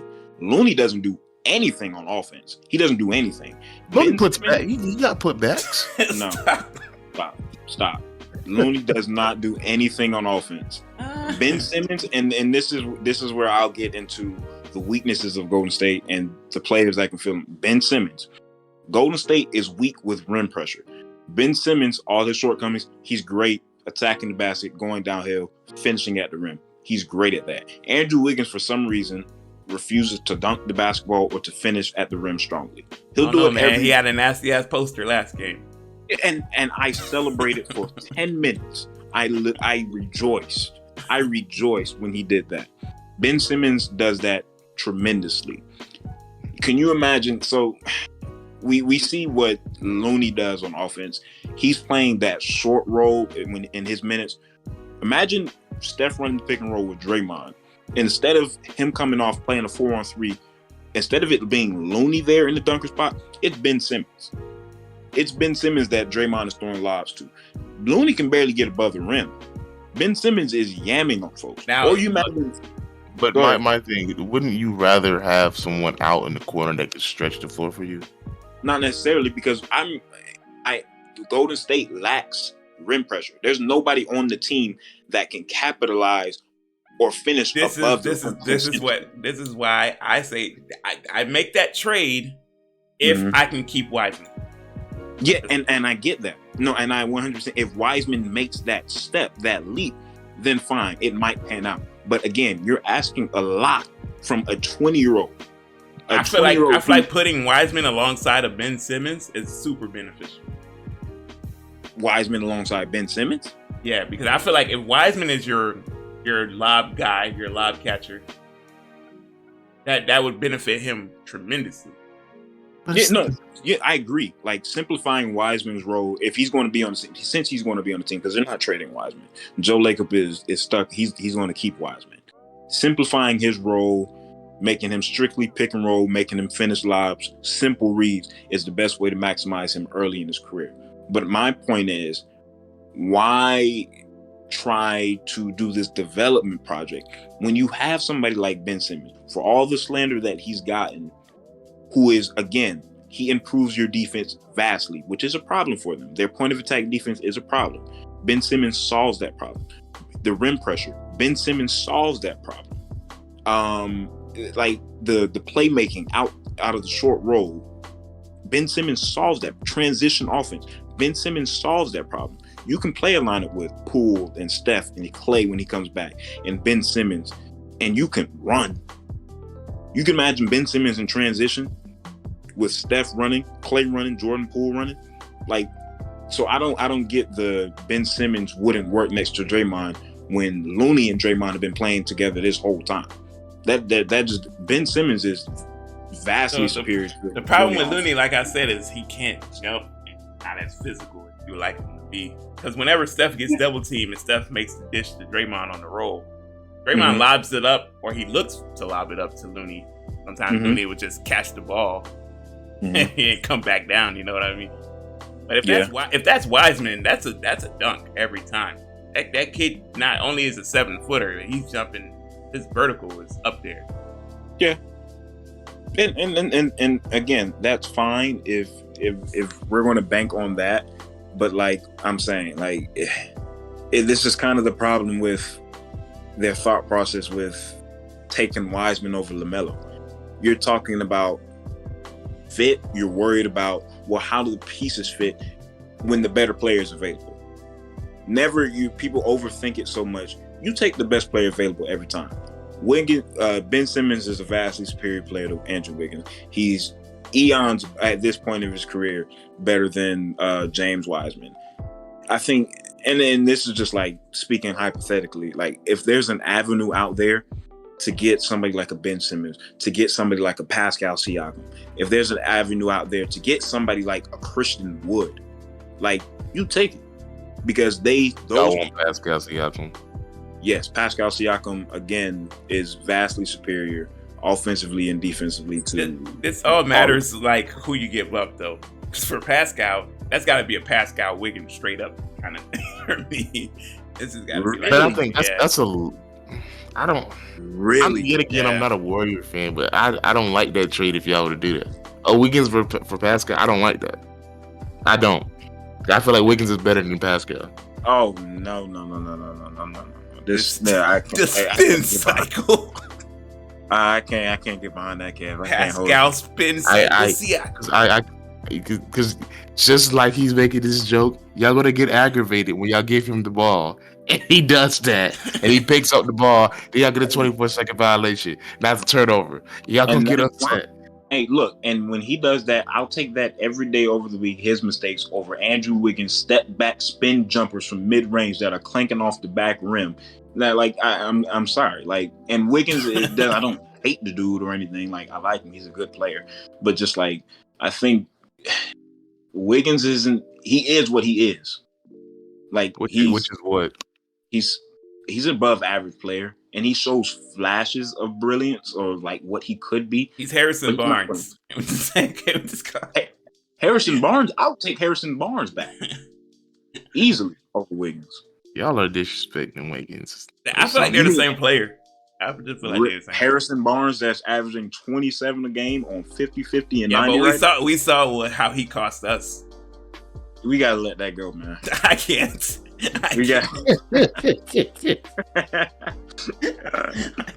I can't. I can't do it.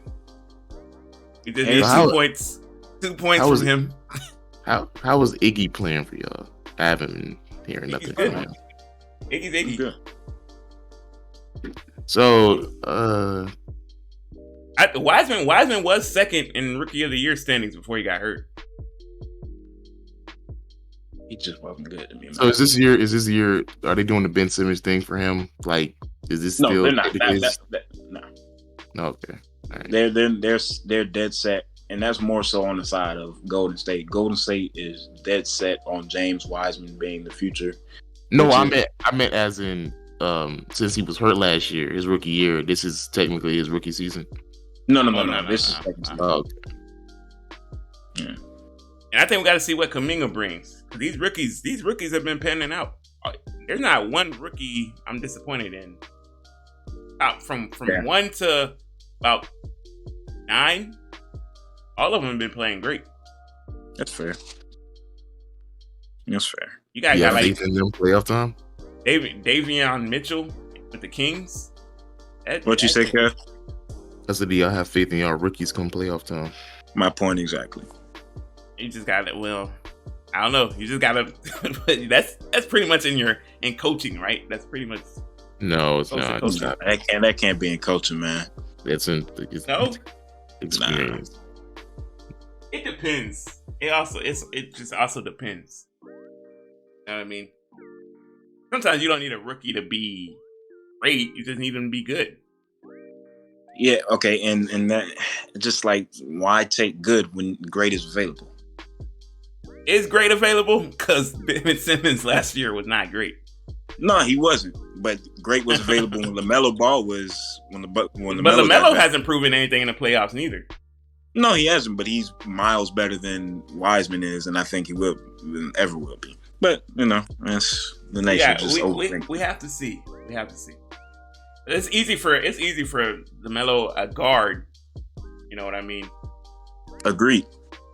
Then a big man like Wiseman to come in and yeah. We have to see. I'm frustrated. I mean, that's the NBA for you. All right. Real quick though, we gotta talk about news around the world. Kevin, it was something you wanted to talk about. I couldn't remember what it was. Jada. Oh yeah. Okay. No. Okay. Leave it real. Yeah, right. At this point, you're all together for what? For the last name? Because like, you know what I mean? It can't be for the kids no more. The kids are grown. But it's like, because that's so disrespectful. It's always something. You're gonna tell the world that I'm not good in bed no more? What? Yeah, it's getting bad. Does he know? Well, I'm just leaving. Does he know this? Does he know this? Has she told him this to his face, or did he find out like the rest of us? I don't know. I really don't know, but it's sad because it's like everything that has to do with their names. Jada said something, whether it was the entanglement or something she got from Tupac. She still got. Will can't do this. Will don't do that. I don't feel this. It's so hard to do this. I'm leaving. I'm not going to take abuse. I'm leaving. That's just disrespectful. Like, I don't know, man.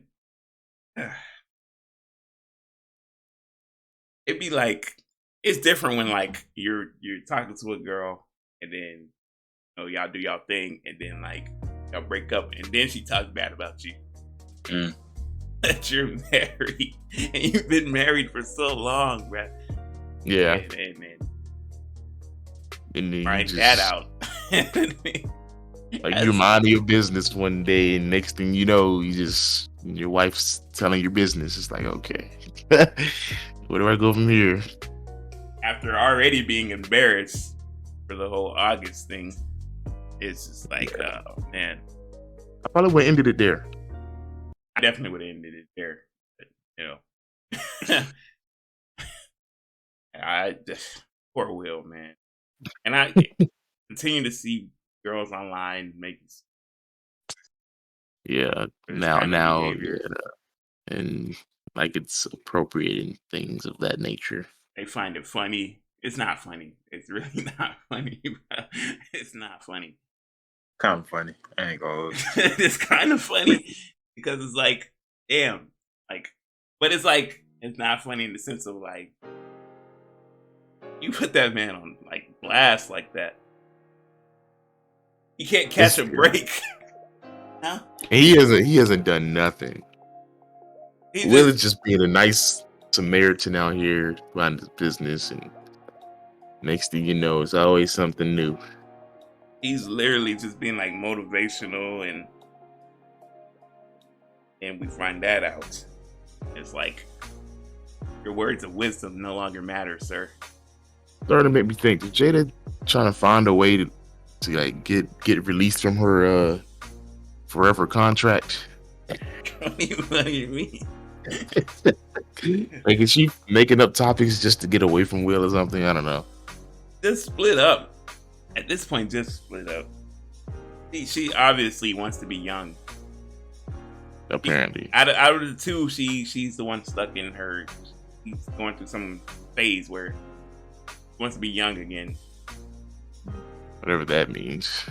Just give her to the streets, Will. Give her the Pastor Kendricks. He'll take good care of her. Ask Mr. Scotty.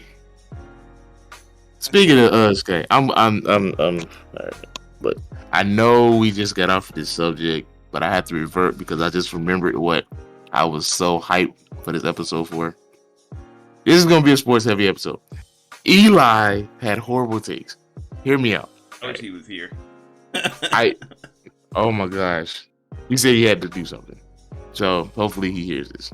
So, all right, so here's how this went. So we're driving back to the shop. It's about 4:00 in the morning. And we start talking. And of course, the NBA just had their top 75 players, right? So I forget who it was that we were talking about, but we were talking about the best point guard, like top 10 point guards. I'm trying to think who it was that he said. It was somebody. He said it was a top 10 point guard all time. And I listed off 10 point guards that I had, that I would take over whoever it was. And I threw Tony Parker in there.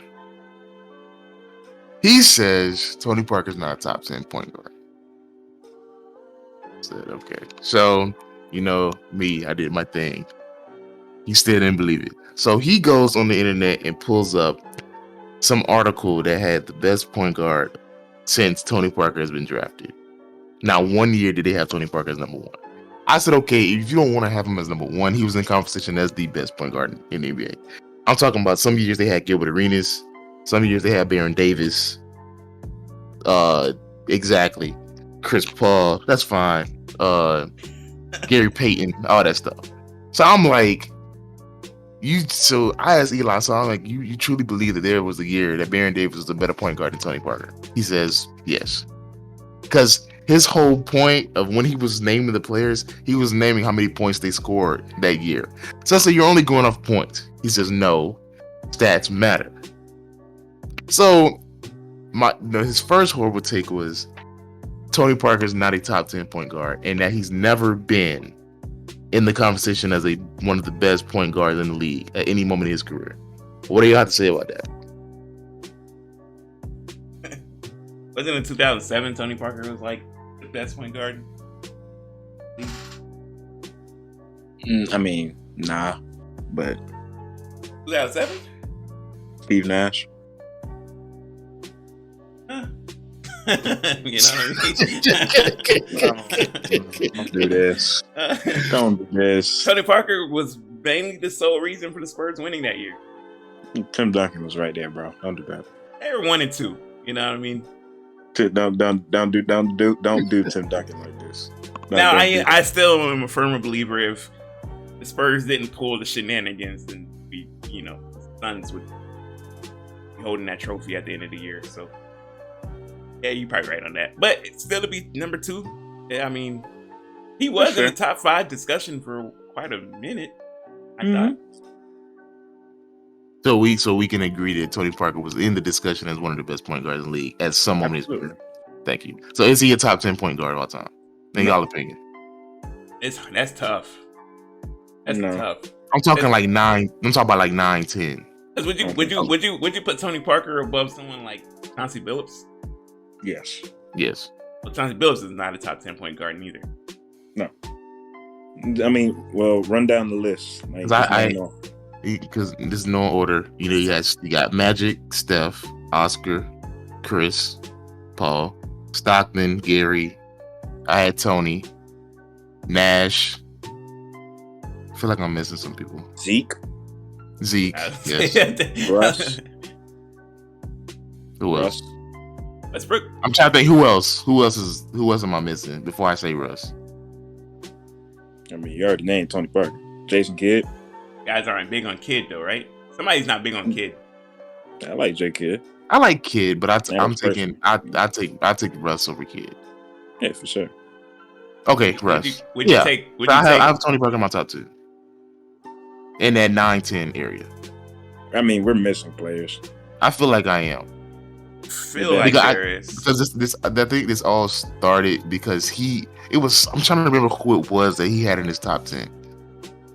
And he saw David Bing in the top 75 players, and he didn't know who David Bing was. So he said David Bing was garbage. But I like that as a natural response. Okay, here's a question: Is Rondo? No, he's not. No, not even close. Oh well, I mean, it depends on how you view some of these players, right? Got Jerry West. Jerry was 2. Bob Cousy. Sorry, Bob. I hate dealing with players from the 60s, dog. I really do. Sorry, Bob. And Walt Frazier. Maybe, yeah. Maybe. I don't know. You know what I mean? I basically, if I'm not mistaken, rambled off all of those names as my top 10, and he didn't like that. So I'm glad we got that first one out. Second argument was it. Reminder: this is all consecutive in one conversation. This is all going in one conversation. Next thing, Tim Duncan. I'm talking about Tim Duncan, and I say Tim Duncan is the best power forward of all time. And of course, it's debatable, but I feel like at some point in his career, he was either the best player in the league or 1A, 1B. Eli said that was never the case. Eli says, since Tim Duncan's been in the league all the way till he retired, Tim Duncan has never been the best or in the conversation for the best player in the NBA. He says Kobe has always been number 1. I brought up the thing where I've been on this note for the past year or so, that Tim Duncan doesn't get his due diligence. I know Kobe, they had their battles. Don't get me wrong. Kobe's always been great, but it's always been back and forth. It wasn't always definitive. Kobe's the best player in the league. Tim Duncan has his say so. Am I right or wrong? Yeah, you're right.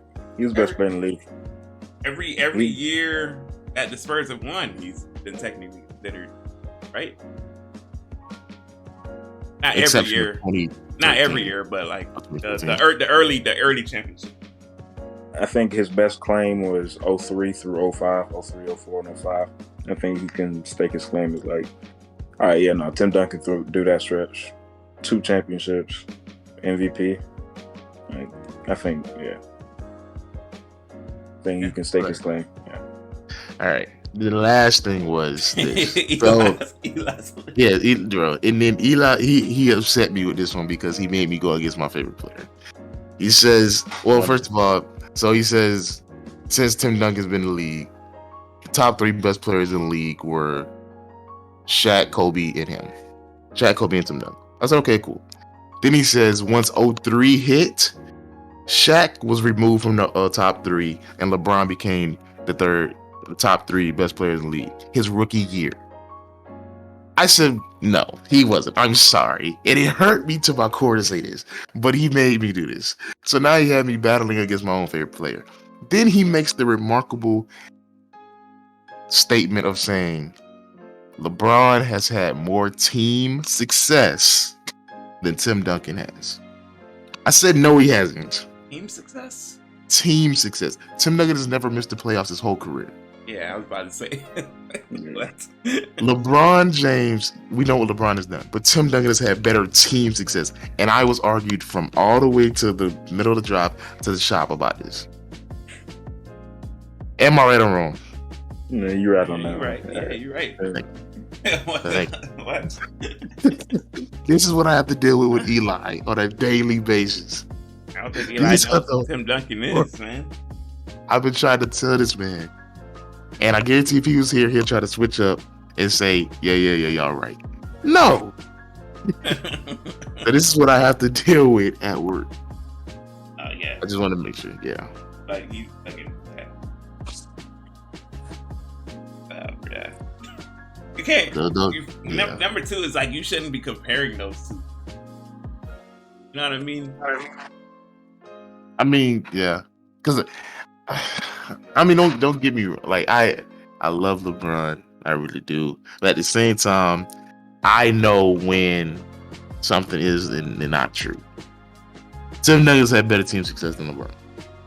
Now, when you say when you talk about individual success, LeBron has had better individual success. But as far as team success, I mean, it's undeniable. Yeah. I mean, they're literally both best players ever in that position, right? So, yeah, they both did their thing. It is what it is. Now, y'all heard the comments that Magic Johnson made about,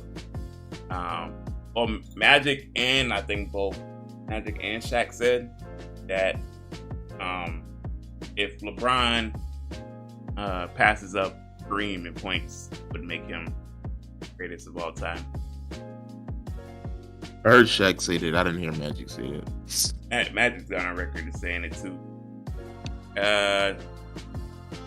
Opinions, thoughts. Kev already thinks LeBron. I mean, I already think he's the best of all time. But statistically, if I'm not mistaken, by the time if he was to reach number 1 in points, by then he'll be top 5 in both rebounds, assists, and points. Right. Along with I'm predicting he ends his career off with at least 5 rings and 4 MVPs. You know, I just, but that's just me. I already think he's the best before he even hits some of those milestones. That's just me. Now, I've gone on record as saying he does all that.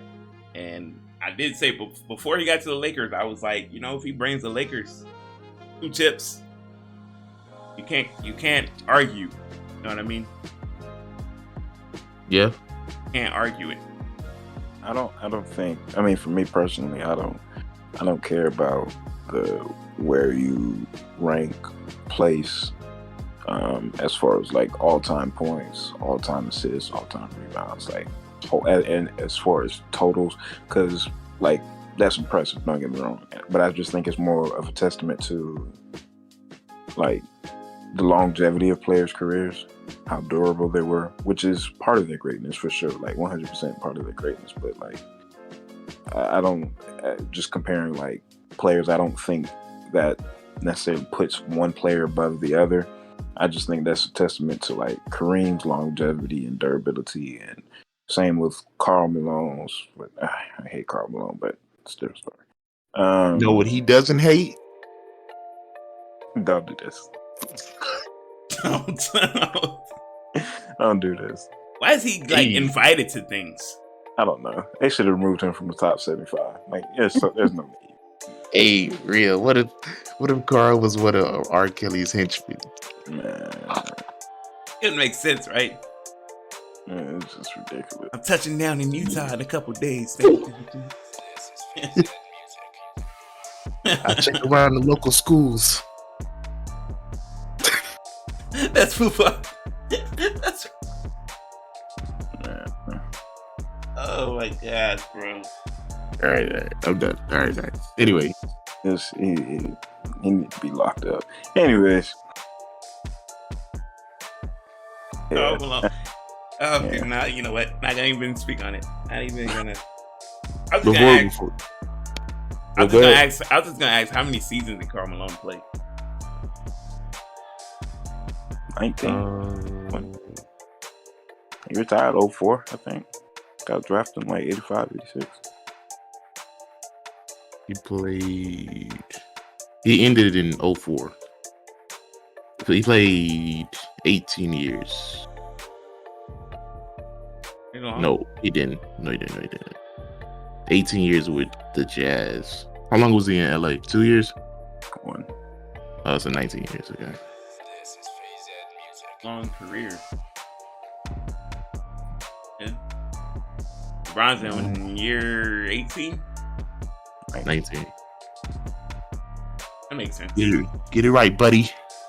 It makes sense then. So LeBron's technically a year ahead of him. As far as like... Maybe. I mean, well, the year Karl Malone retired will be the year LeBron is playing right now. Yeah. But LeBron passed up Karl Malone last year. Right? No, Karl Malone's number 2. LeBron's not number 2 yet already? I thought LeBron was already LeBron's 3. Oh, he's passing him LeBron's this year. 3. More than likely. Maybe. Before we end this off, do y'all have any what's y'all opinions on the top 75 snubs? Like, who should have been there? Dwight got snubbed. Yeah. Dwight got snubbed. I don't know about the whole Clay situation. Fair. I will say this is where I put you in a tough spot though. You say Dwight deserves to make it. I believe that too. But who do you take off? I take off AD. Yeah. AD shouldn't have been on that list. Didn't Dame make the list? Dame, if you're gonna take Dame off, that's where you would put Clay. But that's I'm taking off Dame and putting in Dwight. If you want to put Clay over AD, that's fine. But I'm taking Dame off the list indefinitely because I just feel like he doesn't have a better individual resume as opposed to a Dwight or a Klay Thompson. The way I see it, if Dame makes the list, Paul George should make the list. I just don't like. And Dame is great, Hall of Famer for sure. Like, but who else was snubbed off? They said that Vince Carter was snubbed. Not sure. Here's another name that you guys seem to not, Tracy McGrady. T-Mac, press favorite guy. All right, let me be objective about T-Mac.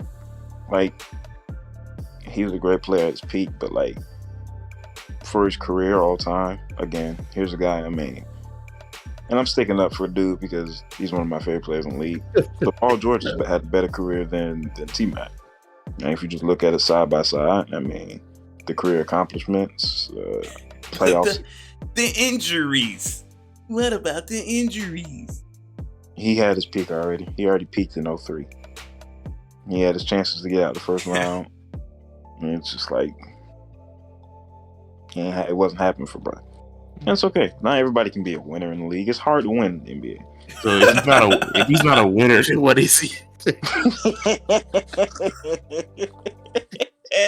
Oh no, I'm not gonna start today, man. This dude had a whole day. I'm talking about the whole day calling this man a loser. Listen, man. Mac, It feels Mac, so I love you, Mac. disrespectful. And Mac, Mac's people.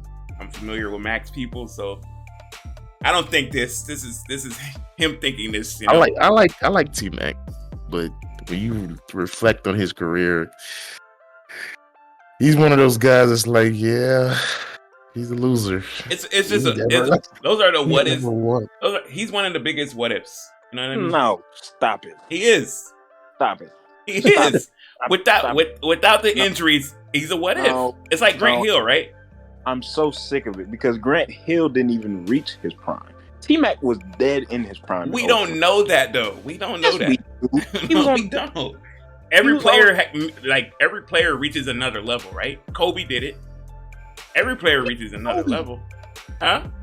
He not Kobe. Well, Donovan Mitchell. What about him? Donovan Mitchell reached another level, right? He's 23. T-Mac didn't even get to play his career, pretty much. How many years T-Mac been healthy? He was healthy from 01 to 07. That's 6-7 years. In Orlando? T-Mac was hurt in Orlando. Wasn't. Grant Hill was hurt in Orlando. T-Mac was hurt in Orlando too. No, T-Mac was fully healthy those seasons. No, man. Yeah. T-Mac had gotten hurt in Orlando.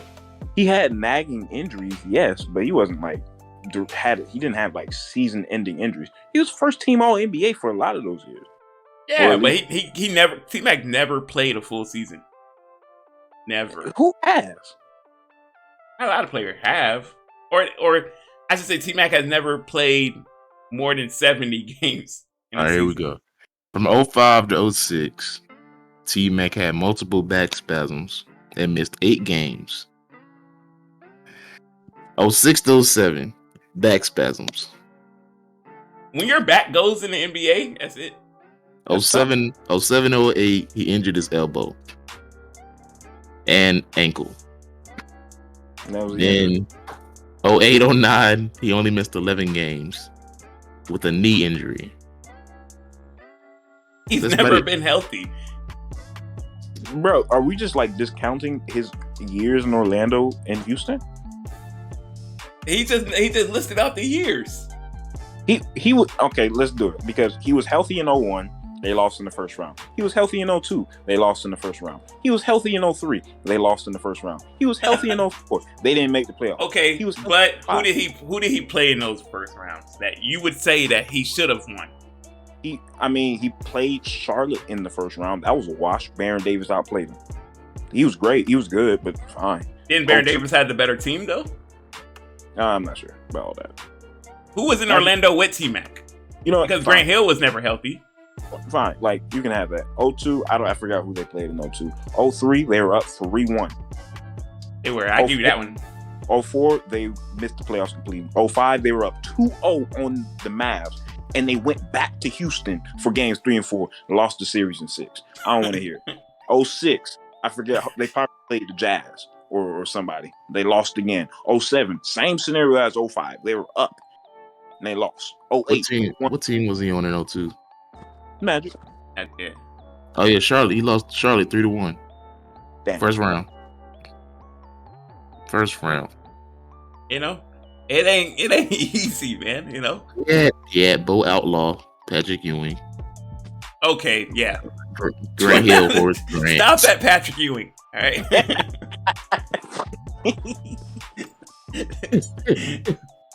Just stop there. All right.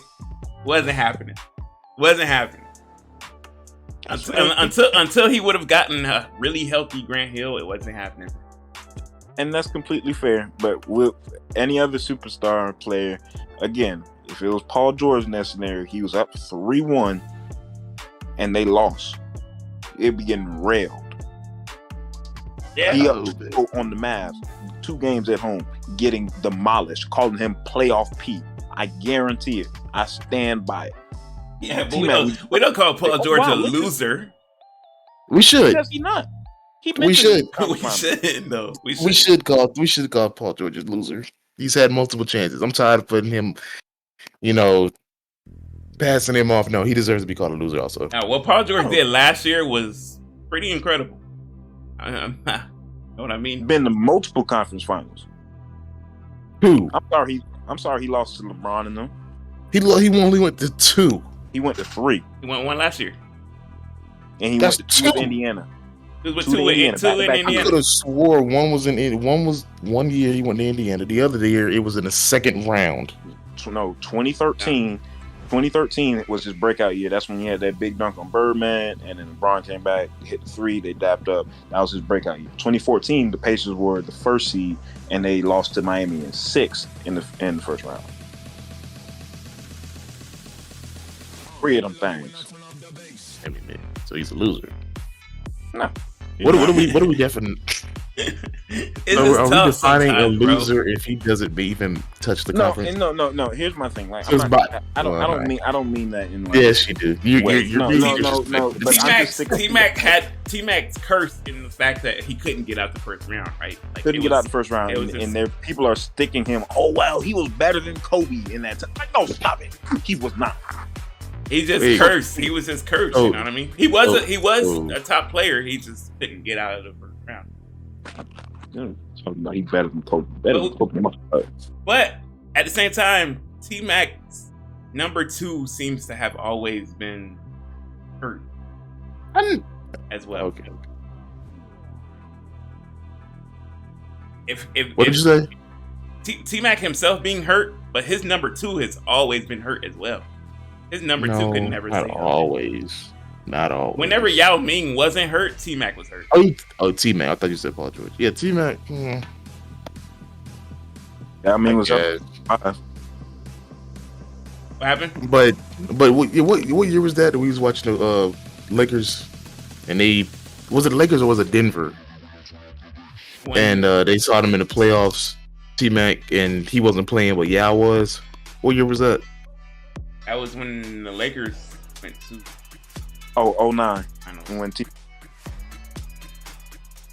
Yao was on the court. Further. T-Mac wasn't. They went further without T-Mac. I don't want to hear it, but T-Mac didn't even play. He didn't even play.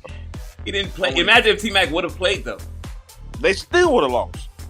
I'm not so sold on that. That went to 7 games. I don't care. That went to 7 games. That could have went either way. They almost got beat by Ron Artest. Facts. So you don't think T-Mac being on that team could have been a difference maker? Hey, you know what's crazy to me? The fact that T-Mac had 7+ opportunities to get out the first round, and that never not once made it out. And then you telling me he gonna beat Kobe Bryant? All right, bro. Well, technically he did with San Antonio, but he just didn't play. He was in the finals.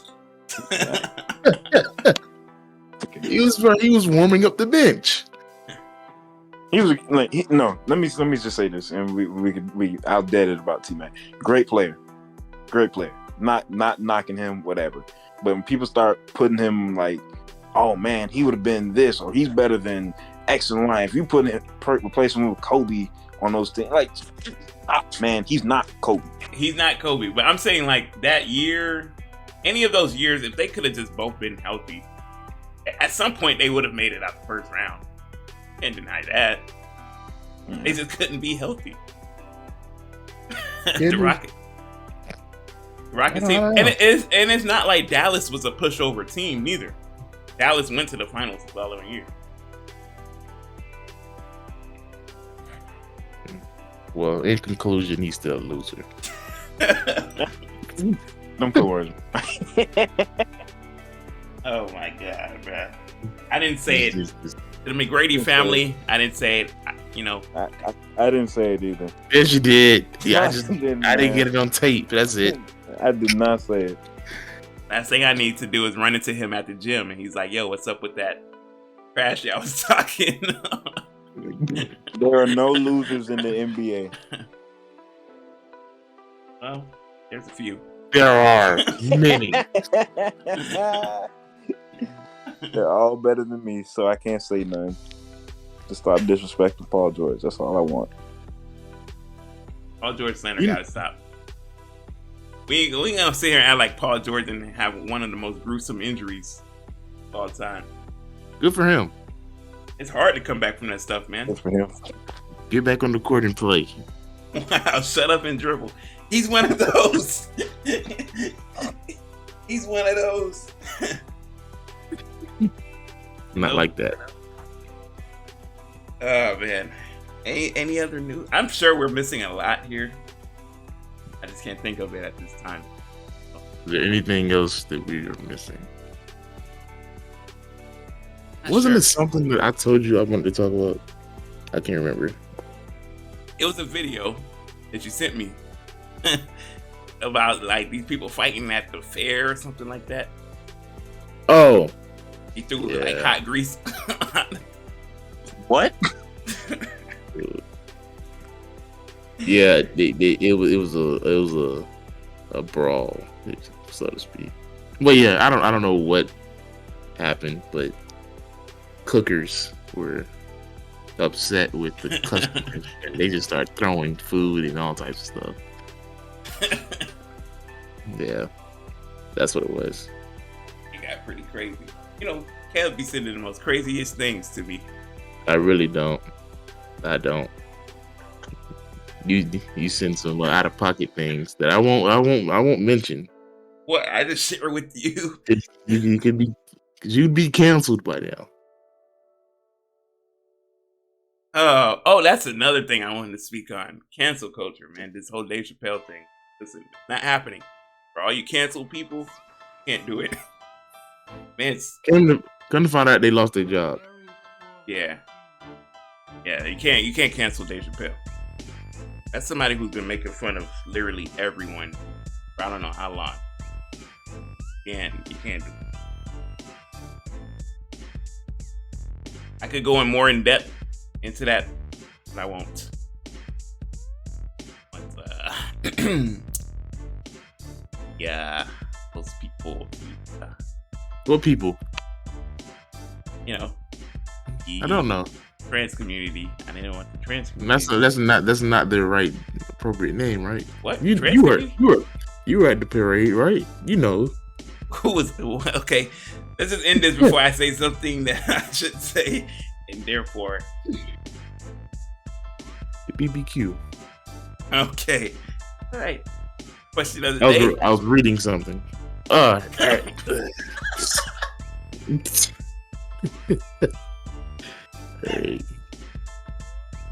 right. Good question. Okay.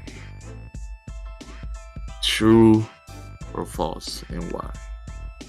Is it a good thing or a bad thing to have all day to think? Bad. Depends. Go on. What you think about? I mean, Preston, come on now. Let's not do this. Look, It's a good thing. I've always been told that it's not good to just be sitting with your thoughts all day. That's literally what happens with those guys in solitary confinement. And it will drive you crazy. Start to overthink and overanalyze. Mentally break down. Planning is something different. You can sit down all day and literally plan out your next few days or weeks. That could be good on your part because you organize and set yourself up. You know what's gonna happen. Thinking all day, thinking can be, man. You can be thinking about what someone said a couple days ago, and you interpret it wrong because you sat there and thought about it. What you think? Man. You said good, so Yeah, I think it's a good day. I mean, as long as it's a day, just don't dwell on it forever. I mean, I give myself a day to think. Right? if something, whatever it is, like I'll give myself the day to think about it. I obviously do my daily task or whatever I need to do in that day. But I'll mull it over. If it's a decision I need to make, I'll think about it. I'll ponder it. Or even if something that somebody said and it's off-putting, I'll take the day or however long it takes, so I can come to just like, I guess, a proper conclusion about it, or I respond in a way that's appropriate. I don't want to act out of pure emotion or anything, so I've really been taking my time with my thoughts lately. So I think it's a good thing. I think it's true. Oh, so you've been taking your time with your thoughts lately? Yeah. You been on your Kyrie tip? Why is that a bad thing? Is that a bad thing? I think people should do it more often. I just want to say all day though. Yeah, all day. like legit, you do whatever you got to do throughout the day, but like throughout the whole day, you have time to think about whatever it is. It could be one topic, multiple topics. It don't matter. Yeah, I think it's a good. That's thing. fine as long as you're not distracted. But I'm saying because you know the human mind, as we all know, constantly makes up false, despicable, scenarios, and then you just start overthinking things. And then, what if this happens? When the likelihood of something like that never will happen, and then now you just sitting here worrying about something that's never gonna happen. Yeah, it's not good for me. I'm an overthinker. You know what I mean? Oh, Mr. Big Brain over here. not in that sense. In the sense, like, I always will think of like either the worst scenario or just like I'll just overanalyze something. You know what I mean? So it ain't good for me in that sense. It's cool to like just be thinking throughout the day, as long as you're not distracted by what you gotta do. Makes sense. I could dig it. I guess it all depends on what you're thinking about. Like them dudes in jail, they of course thinking about how they may never get out. So as opposed to somebody who's out, they just thinking about something totally normal that may be harmless. So I guess it all could depend on what you're thinking about. Makes sense. Yeah. I literally just make up scenarios in my head. I don't know why it happens. What would happen if I got arrested today? Who do I call for bail? Crazy Florida man. What do I do first day in? I just go right straight after the head honcho. Here we go. Assert my dominance. Right. Do I join one of these groups? You need to leave.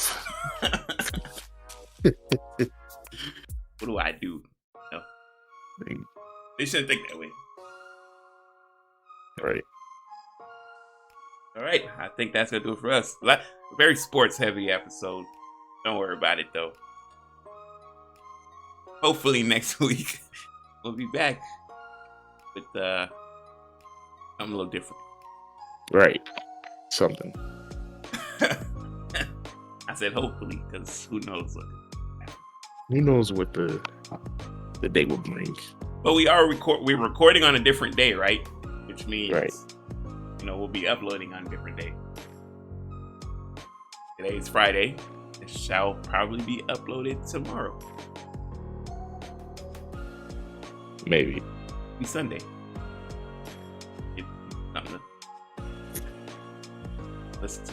But we will be on. I'm working on it, but we will be on Spotify and Apple very, very soon. Gonna look out for that. Follow us on our gaming channels.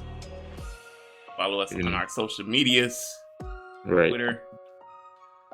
Ev is a troll, so you might not want to follow him.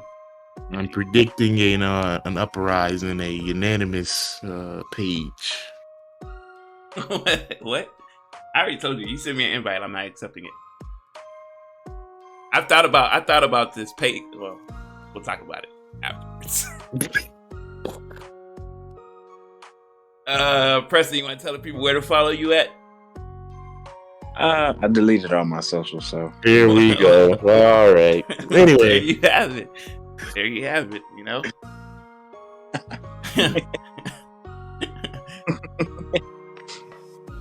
All right, y'all. That's a don't you.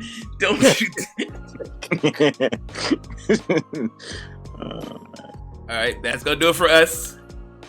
Another episode of LeJit Podcast. Remember, if it ain't us, it ain't legit.